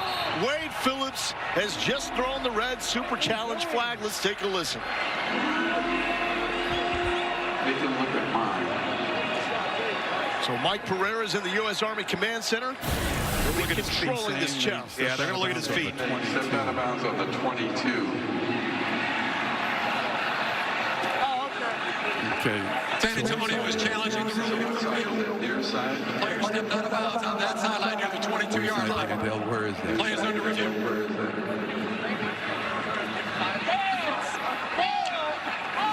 Okay. Okay. So Jeff. So he's looking at stepping out of bounds on the 22, huh? Okay, that's the 40 there, so that's not it. So we're going to go down. I don't think he does, but I'm looking at all the shots here. You're going to get this shot here is the one I think he's looking at, and the right foot was in there before it gets blocked out. We've got enough showing down the line that I don't think there's anything there that we can overturn. So he gets all the way to the 6 before he steps out of bounds. So we're going to deny his challenge. We're going to give him all the way to the 6-yard line. He's going to lose a timeout, and he's out of challenges. So Tom, that's typically... After video review, the runner did not step out of bounds. The ball be placed at the 6-yard line. 1st and 10. San Antonio is charged a timeout and has no further challenges for the remainder of the game. Not typically the most valuable way to use that challenge. That's something that Pereira and Blandino are typically looking at anyways. Right, they are. They're going to be checking that out to see if he tightrope to the sidelines, and if they feel they did so, they will stop play. But that's a killer choice to make, because if you're off, not only do you not get the reversal of the play, but you lose a timeout. The spread is 44. If you went with the over, you're hoping for 6 here from the Stallions. Not gonna get it. Ricky Person eluded one Brahma, but can't get away from A.J. Hindi. Look at Hindi right here. Now he is going to take a beeline, and he's going to work himself outside in and watch him speed to the football. Look at him run to the ball. Wow. That's just great team defense. We've seen that so much today, Lowell. A lot of yellow jerseys around the football. One NFL game back in 2016 with the Dolphins. 0 defensive snaps in that game. He's hungry for another shot. Martinez, Sternberger, got 6. He got him down there, and he says, cash it in. Give me 6.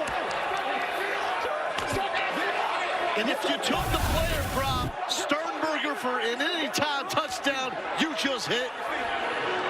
This is absolutely the only spot that Adrian Martinez could have thrown this football to allow it to be a touchdown. Tremendous accuracy, ball placement. Sternberger shows the focus, even though he's got a defender nearby to secure the ball, maintain his focus on the ball. What a huge opening drive. 2-point conversion coming up here from the 5-yard line.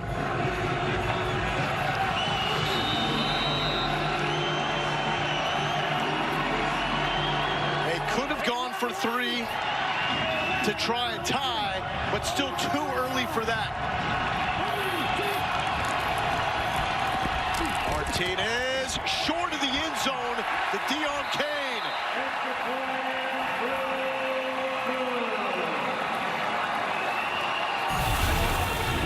How about the defense from Keys yet again? Well, I love the defense and the ability to tackle and not allow Deion Kane to get in the end zone, but Deion Kane has got to work himself into the paint and stay in the paint. It doesn't do him any good to catch that ball on the 1-yard line with that type of coverage. It's like getting the line to gain, Eric, when you're trying to convert on 4th and 7 and you're on a 5-yard route. Yeah, you've got to get in there, man. You've got to get to that point, make it for your quarterback, make it easy, because that's why we're calling. And even if, Tom, it's a 5-yard route and we need 6, get to 6. Get to where you need to be.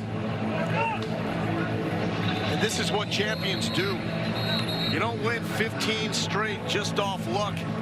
You got great players, like one of the biggest big play threats, regardless of position, and Jay Sternberger talked about his NFL run and what he was able to do in 18 games with the Packers. He caught 1 touchdown in his NFL career.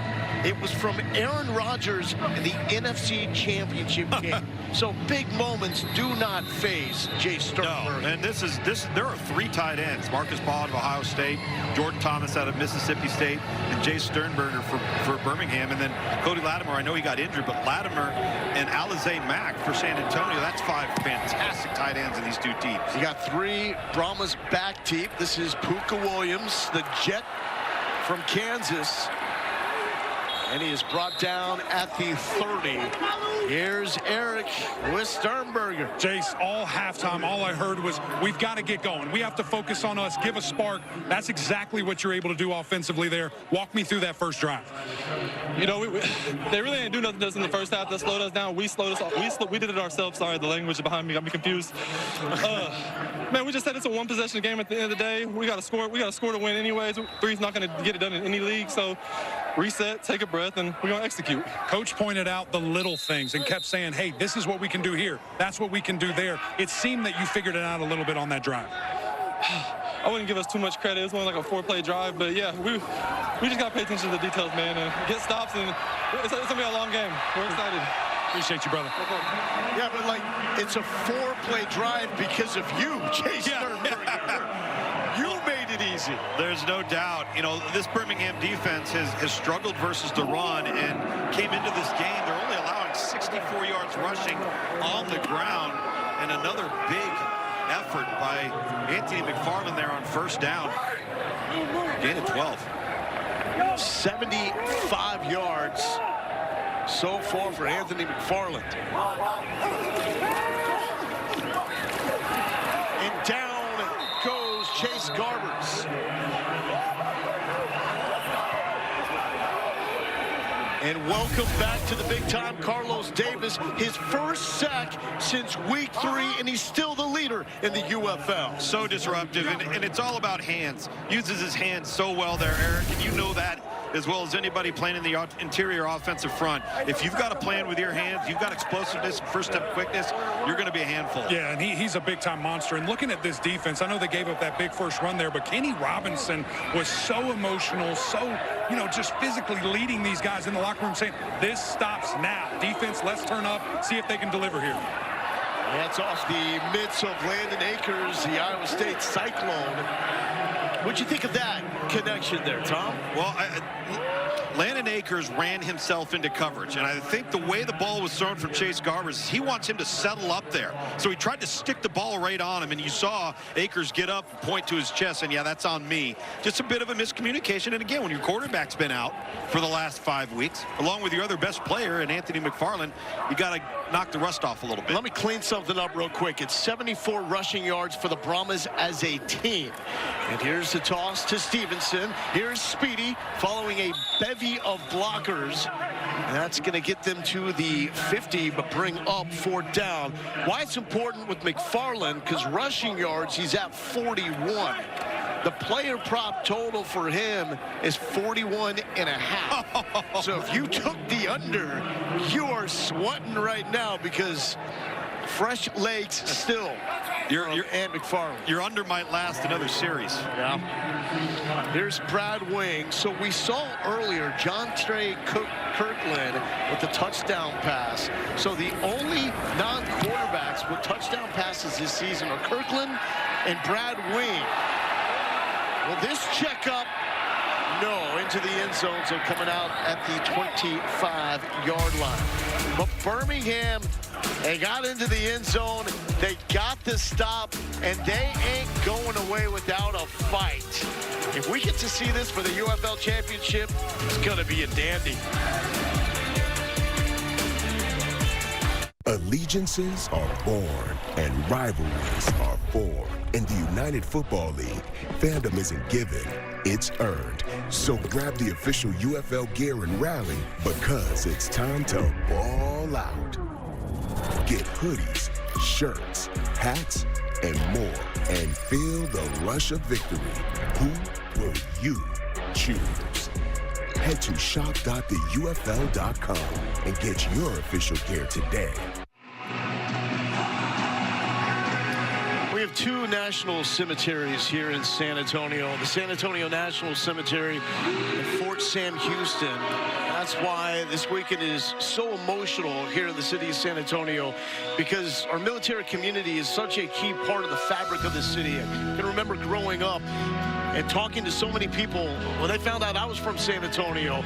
They would also bring up they were in San Antonio at one of the many numerous bases that we've had through the years. Kelly, Randolph, Lackland, Fort Sam, Camp Bullis. There's probably some that I'm leaving out because of the mergers and consolidation through the years, but this weekend is such an important weekend for our country, and specifically here inside the city of San Antonio. We appreciate all the sacrifices from our men and women in our armed forces. Amen, brother.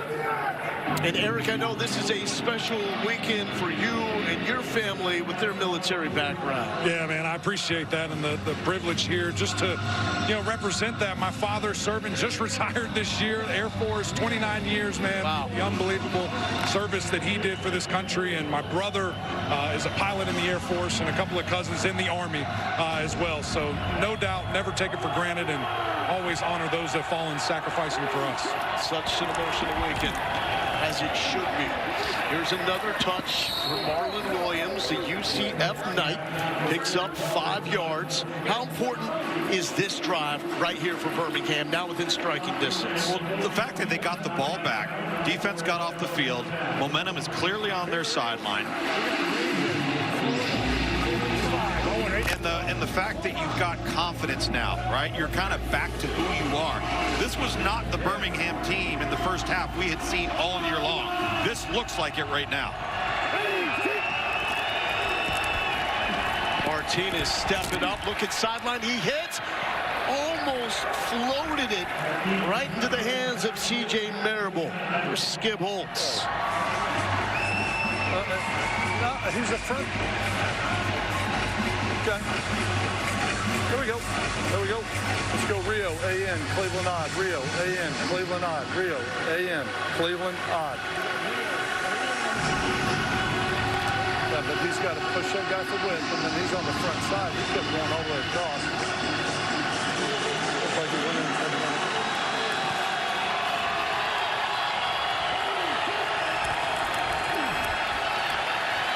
Nothing. Brahmas defense corralling to the football. That's Garrett Nelson. Then it Nebraska Cornhusker. Like he was doing it in a black shirt back in the day. 3rd and 13. Suggestions. Here we go. Here we go. Let's go, Richie. Here we go. Let's go, Richie. Let's go, Richie. Puma. Let's go. 59, Larry. Richie Puma, 59, Larry. Richie Puma, 59, Larry. I got it. 59, Larry. But that's Larry was what was open last time. Anybody got any suggestions? This place is bonkers, Tom.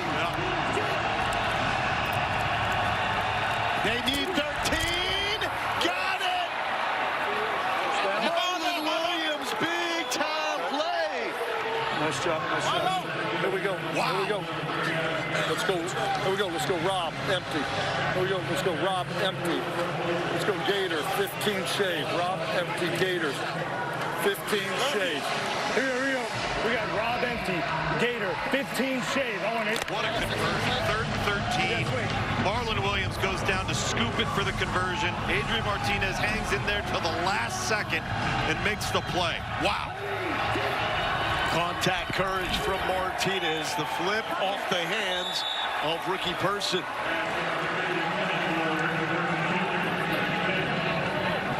When it left its hand, he knew it was going to be high. He knew it when it left his hand.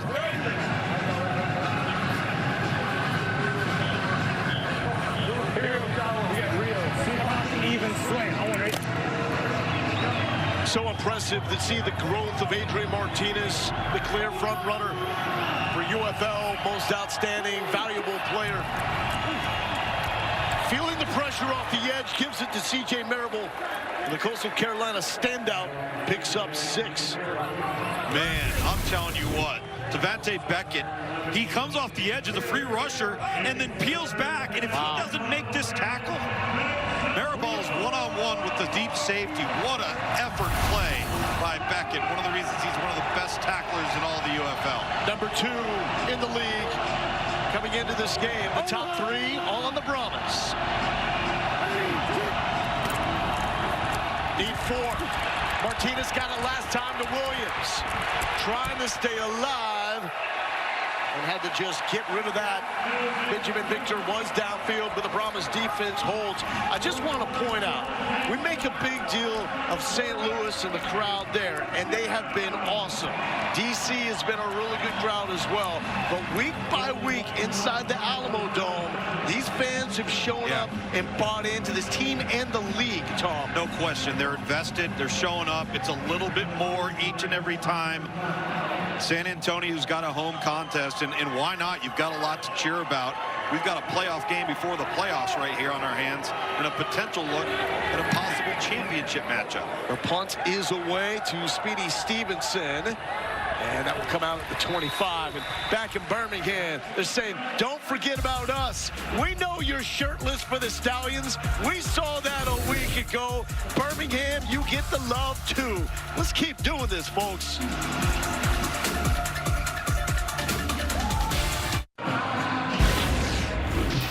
Welcome back here inside the Dome. Alongside of me is Devontae Beckett, and you and this defense have been absolutely disruptive all game long. What allows you guys to play with the kind of effort and intensity that you have been with? Honestly, we just believe in each other. You know, we work hard at practice, but this same intensity we playing with, that's how we practice every day. That's what we've been doing all season, and that's why we had the success we've had so far this year. You told me that you have this different mentality. You're not the biggest guy out there, but you make sure you are extremely decisive. What allows you to play with that mentality? Yes, man. I study a lot. You know, I study, and I also believe in myself. Confidence is everything. Back at home, we say I got that dog in me, so that's just kind of something that I carry in my game, regardless of size. Thanks, Devontae. Yes, ma'am. So Beckett had the chance to play for Dan Campbell and the Detroit Lions, and Campbell said, we love him. There's no thing that he really can't do on the football field. The issue is, though, he's got limitations with his size. Yeah. Can you hold up for the span of 18 weeks at that size? And unfortunately, that's just what he was blessed with, and he compensates with all of the other stuff: effort, decisiveness, competitive temperament. He can run. He can play in the kicking game. All of the things in the boxes that you want to check. There are not many dudes that fly around defensively like Devontae Beckett. There's Chase Garbers, and that one's batted down. What do you think of the way they handled the quarterback situation? Quentin Dormady getting the first 2 series, and it's been Garbers ever since. Well, I felt like once Garbers went into the game, it seemed like it brought a little bit of life, kind of a little bit of a fuse, because they started sustaining drives. And that's not a reflection necessarily on anything Quentin Dormady did wrong, but they sputtered a little bit early. He comes in the game, Chase Garbers, and they started getting some momentum, and I think you just got to stick that through. Big 3rd and 5 here for the Brahmas. And there is and was Kirkland. Looked like he kept his feet in bounds, just forgot the most important part, and that's the football. Well, that was so close. So close, right along the sideline right here. It's pretty well-thrown football. Not a lot of real estate there. Just let that one come out of the basket. Yeah, and he was aware with his feet. Go ahead, Eric. He took his eyes off it just for a second. It's one of those, he's so open. You know, he thinks he's coming down with it. And he thought, like you said, Lowell, about those feet. You got to get that thing in there, man. You got to catch that ball. Concerning thing here for San Antonio is what happened last week. It was a 23 lead over Arlington early. Scored all 20 points in the first half and just held on. Have not scored here in the second half. Can they hold on against a team this good? And holding on to make the stop against Amari Rogers is Jordan Mosley, the Maryland Terrapin, and the leading tackler in this United Football League. We will wrap up week number 9 of the UFL tomorrow. DC and Memphis, 2:30 Eastern. Same with Michigan and Houston. Catch those games on Fox. Michigan knows they are in, and they will play the Birmingham Stallions for the USFL conference title. That game will be held in Birmingham.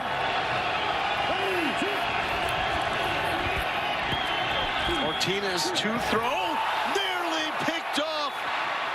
Darius Phillips, he is having a great return to action.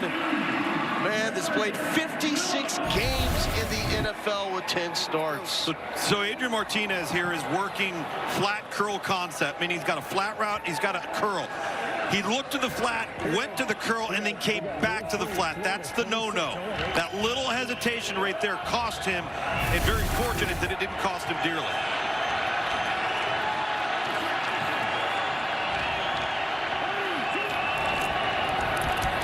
Pressure off the edge. Scott got him. Delonte Scott giddy up to the SMU Mustang.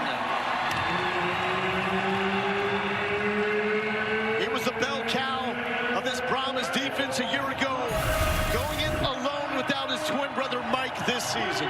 Long and lean off the edge on the left side right there. He comes upfield and then bends and dips the shoulder. That was just more of an effort play than anything else. Eric, as you're watching 7-6 there, where did he go wrong? Well, you know, he just was too high, man. When a guy can bend like that and get under you, especially being that tall, being 6'7", you got to play lower or get your hands on him faster. 3rd and 15. Sternberger underneath 4 yellow jerseys there. That's going to bring out the punt team for the Stallions. I'll tell you one thing. These two teams are not giving an inch. You're going to have to earn it here today. There have been no gimmies outside of the double pass. Down to the back. Everything's going to be earned today, and it's going to be hard. Yeah. You know what I mean? Just take the back on the completion, and then on the 26, I mean, we got run by on the left end. We got beat, yeah. They just manned up, and he got run by. Yep. Wideman to punt. And here is Speedy Stevenson. And he's not going very far to the 35. We know there's frustration, and we'll get into this in just a moment. But first, the NHL. We'll have Game 3 of the NHL Eastern Conference Finals tomorrow afternoon. Panthers hosting the Rangers at 3 Eastern on ABC and ESPN+. Rangers tying the series in overtime Friday night at Madison Square Garden. So we know there's some frustration there from Adrian Martinez, and I'm sure Skip Holtz is a little frustrated as well. But his demeanor on the sideline, how important is that? Well, he just knows how to talk to quarterbacks. He knows how to gather information and get information from them based off of what they've seen. But when you listen to Skip Holtz each and every week, you're always going to hear some form of, hey, it's there, just take it. Or take what the defense gives you. He doesn't want to overcomplicate things. There's Anthony McFarland, and McFarland churning for 2. And McFarland has hit the over in that player prop of 41.5. There's also an anytime touchdown prop for him. It's not found the pay dirt quite yet. But there's still time. Under 1 minute left to go here in the third quarter. Tom, is this an example of A.J. Smith evolving as a play caller, understanding the job his defense is doing? That, and also I think doing a much better job of knowing his personnel and how to best implement it. And not forcing. There's Kirkland, had a drop on the sideline, and now has first down yardage. Here is the play caller, A.J. Smith.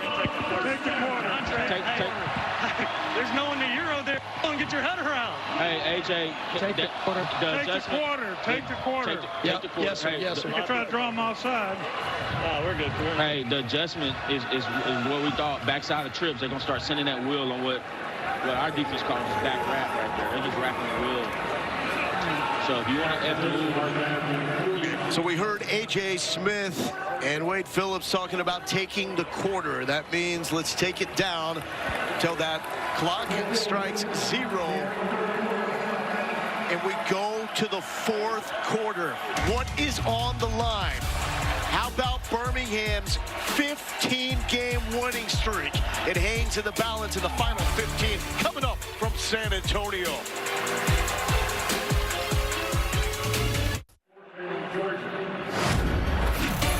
Having some fun with our friends at ESPN Bet. Here are the player props that are ongoing. The anytime touchdowns in that middle column, and then yards on the right. So far, Jay Sternberger has found his way into the end zone, so the anytime touchdown hits at plus 230, so you can really cash in there. McFarland is over 41.5 rushing yards. That hits. Kirkland with 44.5. That has also hit. Martinez, as it stands right now, 146 through the air, so that is still within striking distance for Martinez to hit, as that prop set at 205.5. Fourth quarter. It's been a long time since Birmingham has been put in this position. Anthony McFarland wants to keep him there. Down, but still not out. And McFarland, he's got fresh legs, Ludes, at 16. Man, he darted through this hole like a missile.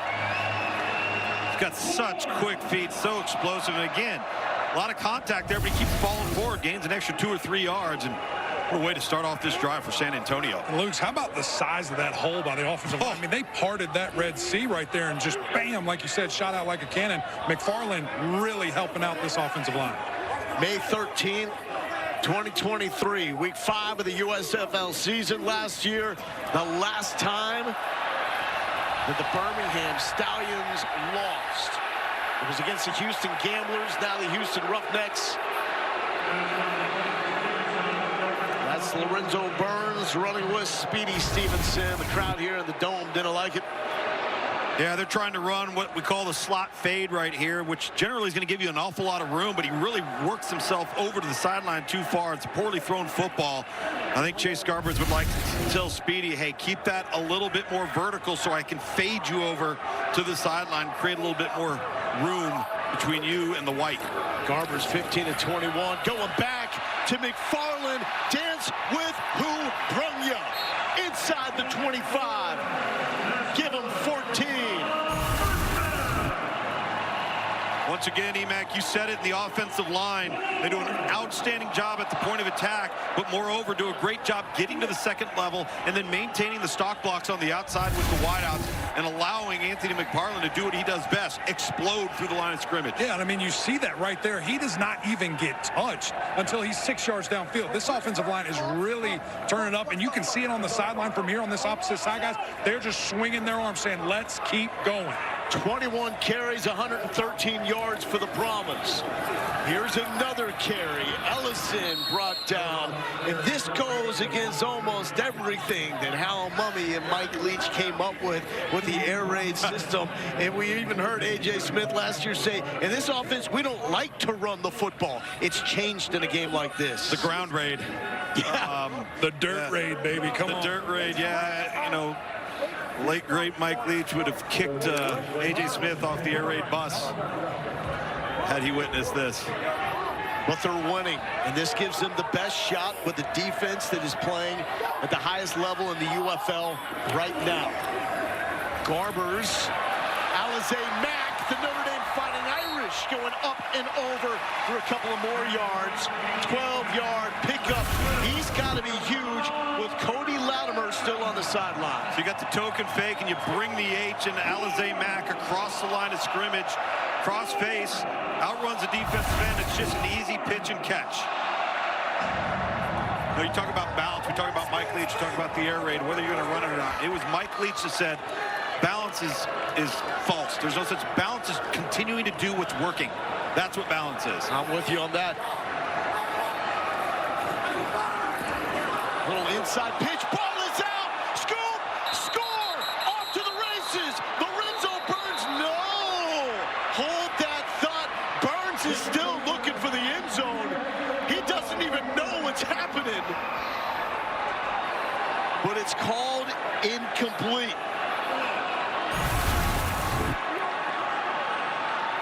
I think they were intending this to end up being an end around to the slot underneath. Big number 99, Dontrea Tillman, does a great job staying at home and clearly not securing the ball for the reception. It's a good call by blowing this dead right here. But 99 for Birmingham right there, forcing it back inside. They were not expecting him to be there. They thought he would chase the motion and come down the line of scrimmage. And that's the beauty of that forward pitch that we've seen more and more prevalent. Not a lot of danger to it. Well, yeah, because something like that, it's incomplete. Yep.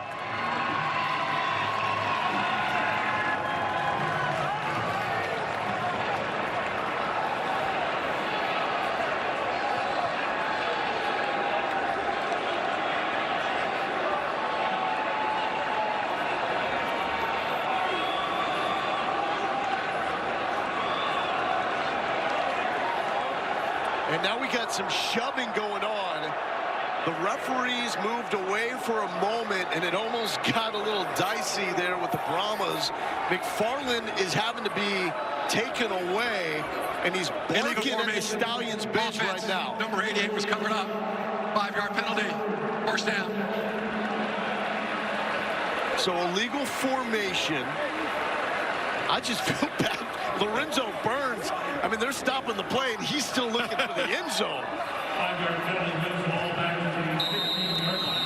Hey, what a game, though, Tom, with so much on the line. For Birmingham, they know they're going to be hosting the USFL Conference Championship game, but they're trying to make it 16 straight. Oh, no! McFarland got pancaked by Aaron Montero. The problem is, they play for the same team. Well, not only that, it's 67 on your left there. He gets turned around almost back to the line of scrimmage. I don't know what he's looking for or what he's looking at, Eric. I don't know if your vantage point has a different look, but holy smokes. Yeah, a guy across his face. Cardinals said, man, do not be looking near the line of scrimmage the opposite way. You should never be doing that. Would have loved to see him just keep going because there was nothing there. His running back would have shot through there and got some good yards. San Antonio playing for the right to host the XFL Conference Championship. McFarland, there's a flag down, but McFarland finds the end zone for 6. Let's sort this one out. Stallions are saying we're going the other way. And I have OPI on number 13. If this is what I think it is, this is going to be the same penalty 2 weeks in a row on the same player. Pass interference, offense, number 13. 10-yard penalty, second down. So it's on Kirkland, who had that pick play last week, the shadow of the end zone a week ago. Correct. It was actually a touchdown that was called back. Now what Kirkland's doing, right there, hold on just 1 second. He's going to come in here and he's going to come in here and he's going to sit. And when he does so, he's illegally blocking him right there. You can see it now. There's one of two ways you can run this legally. You run to your spot before you come in contact and you turn and show the quarterback your numbers, or you run a route and cross face and rub shoulders with the defender and continue on your route. Jontre Kirkland didn't do either. Had the ball at the 11, now they're backed up. And a standout defensive play by DeAndre Tillman, making the stop out of D2, Indiana, Pennsylvania. We literally spoke with A.J. Smith about this. I said, how are we teaching this? Why would he have played that like he did last week against Arlington? And A.J. Smith just shook his head. But now we see it right there once again. And boy, where would they have had the football? Inside the 5. And in a game like this, it's a 3-point game when you're trying to knock off the back-to-back USFL champ, who has been a juggernaut. It's the details like that that matter. Yeah, they absolutely do. And it's just little coaching points. He knows better. That's why it's so shocking to see this happen to the same player 2 weeks in a row. First church timeout. San Antonio. Timeout. Brahmas moving backwards at the wrong time, holding on to a 3-point lead. We'll be back after this message and a word from our ABC stations.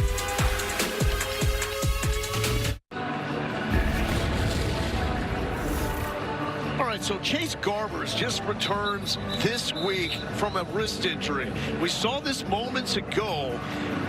Watch what happens with Morgan Ellison, his running back, walking over, and it looks like right there he could have stepped on Garber. He sniped him. We've all been there, man. He got him right on the back of the Achilles right there where it hits the ankle bone. It's like, come on, man. It's the worst.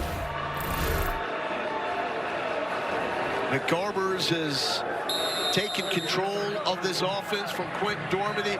We'll give him some credit. Dormady did a fantastic job leading this Brahmas team to a 4-1 mark as their starting quarterback, but now it is Garber's show on 3rd and 26. They had it at the 11-yard line. They've moved back every snap since. Garbers to Landon Akers. Oh my goodness. Akers is going to draw the flag. It came out late, but it still went flying. This could be the call of the game. We'll see Chase Garbers here look to his left a little bit, then come back, try to hit the seam route down the middle of the field. Well, I don't know. I think that's more of a collision between two Birmingham defenders. I think it's after the play, Tom. It's after the play. You're right. Number 24 right there. After the play, personal foul. Unnecessary roughness, defense, number 24, 15-yard penalty, first down.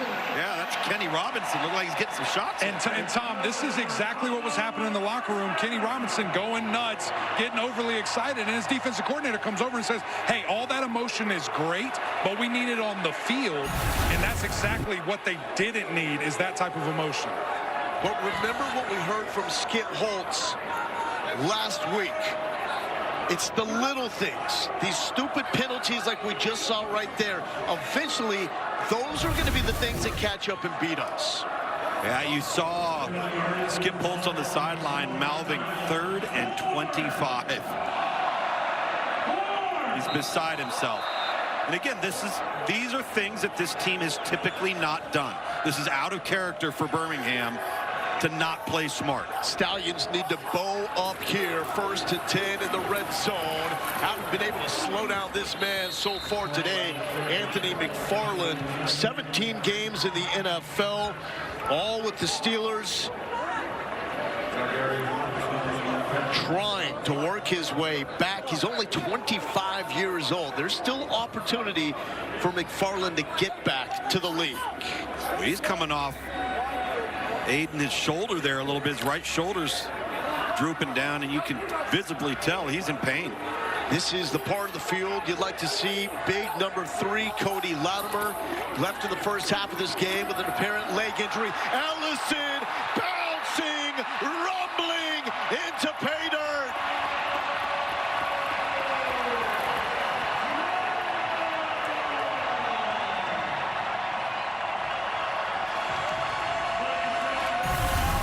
Terrific example, Morgan Ellison, and patience at the point of attack.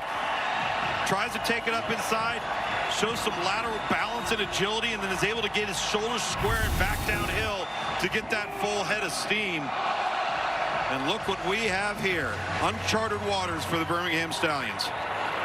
3rd and 26. 26, yeah. Guys, Ellison's coming off the field limping as well. This is not ideal for this team. This is also the playoff stretch, the playoff run. No one's healthy at this point in time. Puka Williams checks in at running back. This is the 1-point attempt. And Puka Williams, did he get the line? And the ball comes out, spotted down short. So it will stay at a 9-point game. Why is that stop so important?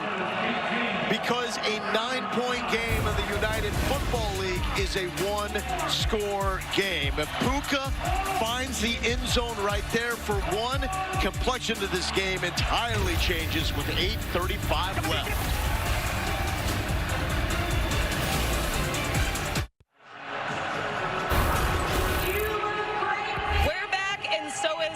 Quarterback Chase Garbers, 16 of 22, 139 yards in your first game back. First of all, how do you feel? Well, it feels good to be back out here with the guys. You know, it's been a long time coming, but game's not over yet. We still got to put some points up on the board, but overall feel good. One thing your OC told us before this is you have the ability to see plays before it happen.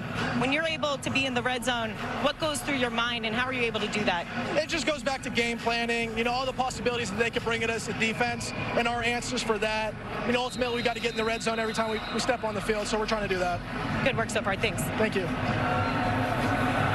Chase Garbers, Cal Golden Bear, welcome back to him. There's Gary Jennings. Stallions trying to bounce it out, get something going. Seen good special teams on kick coverage by both sides so far today. Well, next Saturday, here's what we got on tap. The final week of the regular season in the United Football League. Michigan and Birmingham, 2 Eastern on ESPN. Then they'll play the following week for the USFL title, right, to play for the UFL championship. And San Antonio and St. Louis, 4 Eastern on Fox. Winner of that game will also host, and then on Sunday, Arlington, D.C. on ABC, Houston and Memphis on Fox. Just think about the importance of this game for San Antonio. Yeah. The one place you do not want to go is St. Louis, as that's a pitch and catch strike to Dion Kane. That is probably the biggest home field advantage in the United Football League. And after Arlington beat St. Louis earlier today, even if the Stallions come back and beat San Antonio, the Brahmas know we just have to win in St. Louis, and we host the playoffs, not having to go back to the Dome. It would be huge. And again, you look at the records of these teams, 8-0, 6-2. None of it matters. Only thing that matters is the next 4 weeks. Yeah. Martinez is drugged down. Jalen Twyman. He was a 6th-round pick of the Vikings, but did not get the taste of NFL action. We'll explain why here in a bit. Eric, we've rarely seen Birmingham up front get beat or whipped one-on-one, but this is one of those rare opportunities where the defensive tackle wins this matchup. Yeah, and again, you're going against the best defensive line in the league, and Jalen Twyman adding to that. He started the season on the Stallions roster, so I know that's important to him. He's a quick twitch guy, a true 3 technique.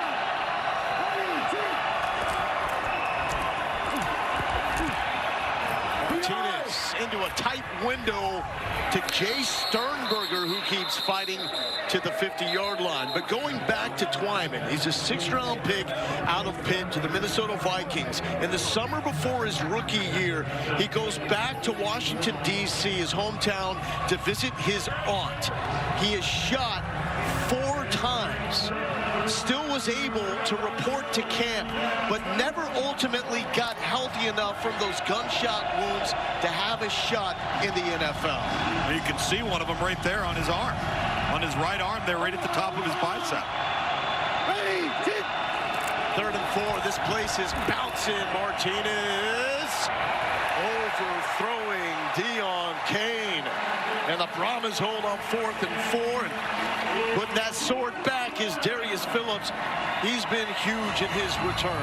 Well, their corners are tall and long, and so they're a good matchup for these very long Birmingham receivers. Deon Cain's a 6'2", 6'3" guy, so it's a good matchup, a good advantage for San Antonio. But if you've noticed today, and you've watched Birmingham throughout the year, there's just something slightly off, Eric. Like they're an inch off here, they're a slight overthrow there, and it's just not coming together the way they've had it before. And it's fascinating. It's not just one guy. I mean, I know it's more visible when it's a quarterback missing. Maybe he's throwing it inside. It needs to be outside. Maybe it's a little too high. Or an offensive lineman not being in the right spot. When I was in the locker room just hearing from Coach, that's what he said. He said, guys, I can rattle off 1, 2, 3, 4, 5 things that just a different guy on a different play, we can't win that way. We have to worry about us. This is so intriguing to me here, fellas. We got 5:49 left. It is a 1-score game. How much does A.J. Smith push it and live up to his pedigree as an all-out offensive machine? And how much does he hit the brakes and try to kill the clock here? Yeah, I think the answer is how healthy are these 2 running backs? Because if he can do it, he's going to grind this out and go 5-minute offense. Here's Morgan Ellison, patience with the carry, loses his footing. Let's check in with A.J. Smith. Hey, Puka, go. Puka, go. Come on, Puka. All right, here we go. Strong right, Denver slip. Strong right, Denver slip. Read it. They're going to run it again. This time we're... So now Puka Williams is getting carries at running back. We saw on the last drive, Anthony McFarland slammed his helmet in frustration and has not returned to the field since that play. Here is Williams, who is so dangerous and elusive in the open field, taking it to about the 14-yard line, 4-yard pickup. The one thing you become a little concerned about with Puka Williams is he's vastly undersized, and he's not used to playing in traffic, securing the football. You don't want that ball getting swiped at, getting stripped from him. You'd love to see 41 come back in. So far, they're not allowing him to do it. He was very emotional on the sideline as well, so it may not just be out of punishment for tossing the helmet. It may be to allow him to recover. Yeah, this is by design. This is the San Antonio coaching staff saying we have much more important things in front of us, bud. 3rd and 6. Garbers will throw. Dangerous one, but it may have done the job. Even though Neville Clark says incomplete, we got a flag. Pass interference, defense, number 14. Ball be placed at the spot of the foul. Automatic, first down. This is a good call. Clark's all over him. You see the contact initiated, not only prior to the ball being there, but prior to the ball being halfway there. Spot foul, an automatic first down if it's under 15 yards. If it's over 15 yards, it's a 15-yard penalty and auto first down. However, if it's deemed downfield and intentional, it then is a spot foul at more than 15 yards. Ellison, nowhere to go. It's a loss of a yard. Jonathan Garvin, the Miami Hurricane, with the stop. We're also under 5 minutes, so now Mike Pereira inside the U.S. Army Command Center has the ability to stop the game and review anything that may have been missed that could alter the outcome of this game. Yep, paying extra special attention right now. Still have the super challenge for Birmingham. 3 timeouts. They've managed the timeout and the clock well. They just got to get the ball back. Ellison, good blocking right side. Was that a hold? Yes, it was. A clear hold on the right side by Chuck Filiaga out of Minnesota. And once he got engaged with him, he couldn't let go. Holding. Offense, number 77. 10-yard penalty. Second down. That looked like an Eric McLean blocking technique. He never did that. He never did that. Way too fast. I wouldn't have been out there that fast. We got 2 of the better offensive lines on display here in the United Football League. Eric, they can't frame you if you ain't in the picture, right? Exactly. You know my. That clock is ticking down. Ending up on 3 minutes, and San Antonio is just content to play keep away. Letting this play clock come all the way down before the snap. That's Ellison. Good backside pursuit by the Stallions, and the stop made by DeAndre Tillman. At some point on this drive, Lowell, Chase Garbers needs to keep the football. They need to have their inside zone action. Let it ride like you're going to give it, and then keep it, get forward yards, and get down on the ground. Hey, Luke, how about the strategy of calling or not calling a timeout right here? Would you have liked to have seen a timeout right there? I kind of feel like you needed one about 15 seconds ago. Yeah, because then you're still going to have the 2-minute warning stopping. That's 4. Playing it safe to Puka Williams. There is a flag out coming from the far side of the field. Yeah, this time they're holding number 99, Dontrell Tillman, on the same play that the previous hold was called, just going the other direction.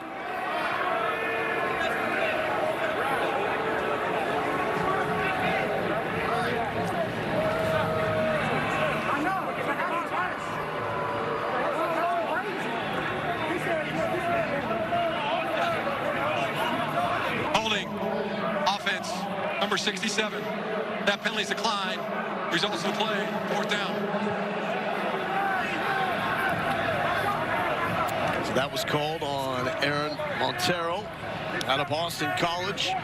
That penalty, the penalty. Yeah, penalty helped him, Lowell, excuse me there, and kind of did, Eric, what you suggested. It kind of created the extra timeout, and now field position is going to be a huge factor here. Brad Wing has got to get a hold of this punt because there is plenty of time with 3 timeouts, a super challenge, and 2:03 left on the clock for Birmingham. Wing had a long of 74 in his NFL punting career, and he will punt it away after the 2-minute warning. This is as good as it gets. It is a 1-score game here in the UFL. A 15-game winning streak on the line for Adrian Martinez and the Birmingham Stallions when we return to San Antonio.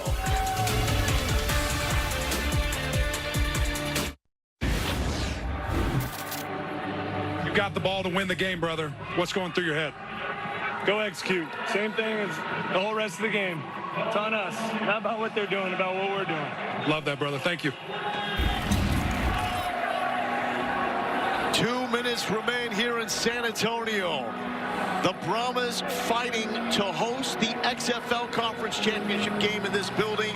The Stallions trying to make it 16 straight wins. Something has to give. First things first, Brad Wing, longtime NFL punter, has to get this off clean. Amari Rogers out of Clemson, deep, and this is a boomer! Rogers going back! Wow! Landon Akers downing it inside the 25! Unreal! After we had just talked about how important it is that Brad Wing gets a hold of one, that ball turned over and carried like like it was shot out of a cannon. He had a long as 74 in the NFL, and that one from 64. This changes everything for the Stallions here. Guys, at halftime, I'm talking with Wing, just chopping it up with him. He said, if I could just punt the freaking ball, we'd be in a better spot. How about that for time? 150 remains. Stallions with 3 timeouts left and their super challenge. That's how you start the drive, Amari Rodgers. Keep in mind, because you can go for a 3-point conversion after a touchdown, this is a 1-possession game.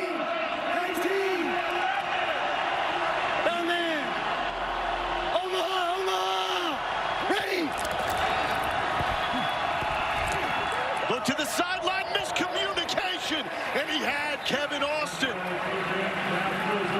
I don't understand how Kevin Austin got turned around the opposite direction. There was some contact about 5 yards downfield, and he turns and faces the sideline as opposed to turning back and looking inside to the quarterback. I don't know what he was thinking right there. Rob Florida, 27. Also in the 4th quarter, if you are trailing or tied after a touchdown, you can elect to go for a 4th and 12 conversion to keep the ball. Martinez, elusive, Houdini, still up, breaking out of chains, breaking out of tackles, taking it to the 45-yard line, 16 yards for the league's leading rusher. Boy, this was close. He almost held on to it for slightly too long. Smart not to throw the ball into harm's way. A lot of yellow jerseys on the back end there, and then does what he does best when things break down. 49, Tony. 49. Yeah. Omar. Ready. Movement on the right side. That's going to be a false start on the Stallions. Chalk that up to the crowd here in the Alamo Dome. I think 3 of them moved low. Right tackle, right guard, left guard.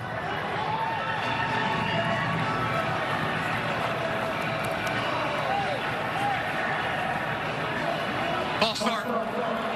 Offense. Number 63. 5-yard penalty. First down. There is no 10-second runoff as Birmingham is elected to take a timeout. 30 seconds. We're not huddling. You go to the field. Well, then don't huddle. You know what I mean? It's too loud for everyone to hear me. But what we got to do, just be a little bit of a tight alignment, but don't huddle. Well, clock is running. Okay, we got 2 timeouts left. Okay? All right, coverage-wise. Huh? Really? All right, here we go. Let's go, Rob. Hey, here we go. Let's go, Rob. Let's go, Rob. Atlanta, 27 pump. Rob, Atlanta, 27 pump. Here we go. We got Rob, Atlanta, 27 pump. I want it.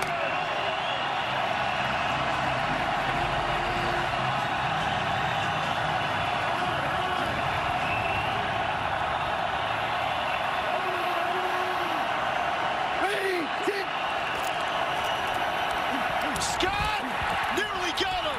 Martinez still up. Awkward throw, incomplete. But Delonte Scott was the disruptor. Well, you heard the play call with the pump in there, and you're going to see Adrian Martinez, and he's going to work a slight pump. By that time, it's too late. Delonte Scott comes off the edge and bends the offensive tackle right into the back of Adrian Martinez. Very, very fortunate to get out of harm's way, get that ball in his hand and stop the clock.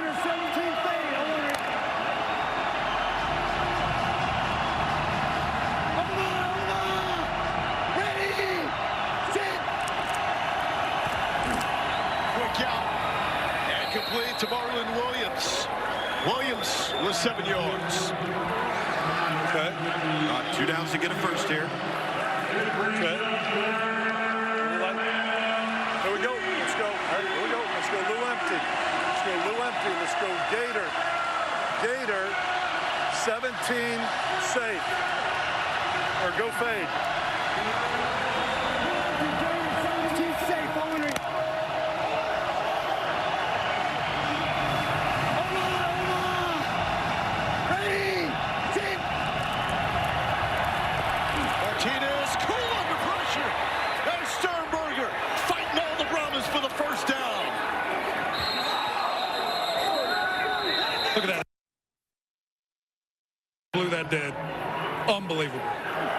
You want the big guy touchdown, if you will.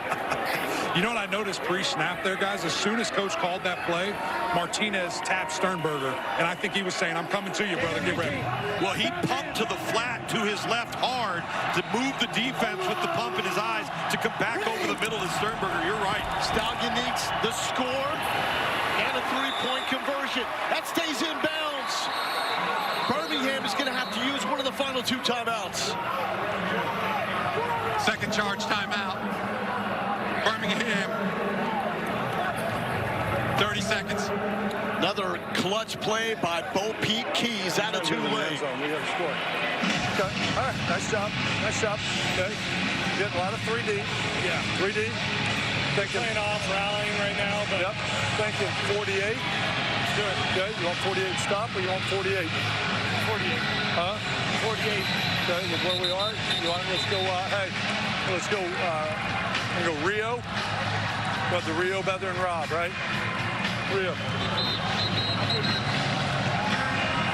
So Tom said they're getting a lot of 3D. Yeah. No. It's going to be Rio. So you're going to see the 3 high zones. Safety of the 2 corners are responsible for the deep thirds of the field. Everybody else is responsible for their zone. And then you heard Adrian Martinez say, we're going to rally to they're rallying to the ball. That's fine. Get the ball out. Let them rally.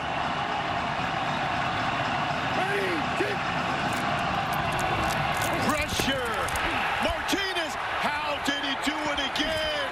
Throwing middle of the field. Picked off. Tease Tabor could have just put it in to the 15-game winning streak. Pandemonium here inside the Alamo Dome. I know we were short on time here. You've got 1 timeout left. I would have loved to have seen Adrian Martinez use his legs right here. He was one-on-one with a front 7 defender in space that was not going to be capable of running him down. Watch him when he comes out, gets out of trouble here. Now look, that's a defensive lineman in front of him. He could have gotten to the sideline and had enough time, because the clock would have stopped, to have another down to get the ball in the end zone. And he's going to look at it, and he's going to feel the same way tomorrow. It's a great effort. He's trying to make a play for his football team, just too high. Tease Tabor closing this game out. Get it! Yes! Yes! We win! We win! We win!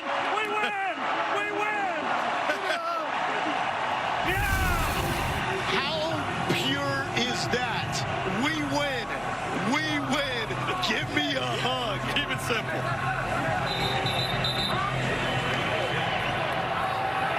Wow.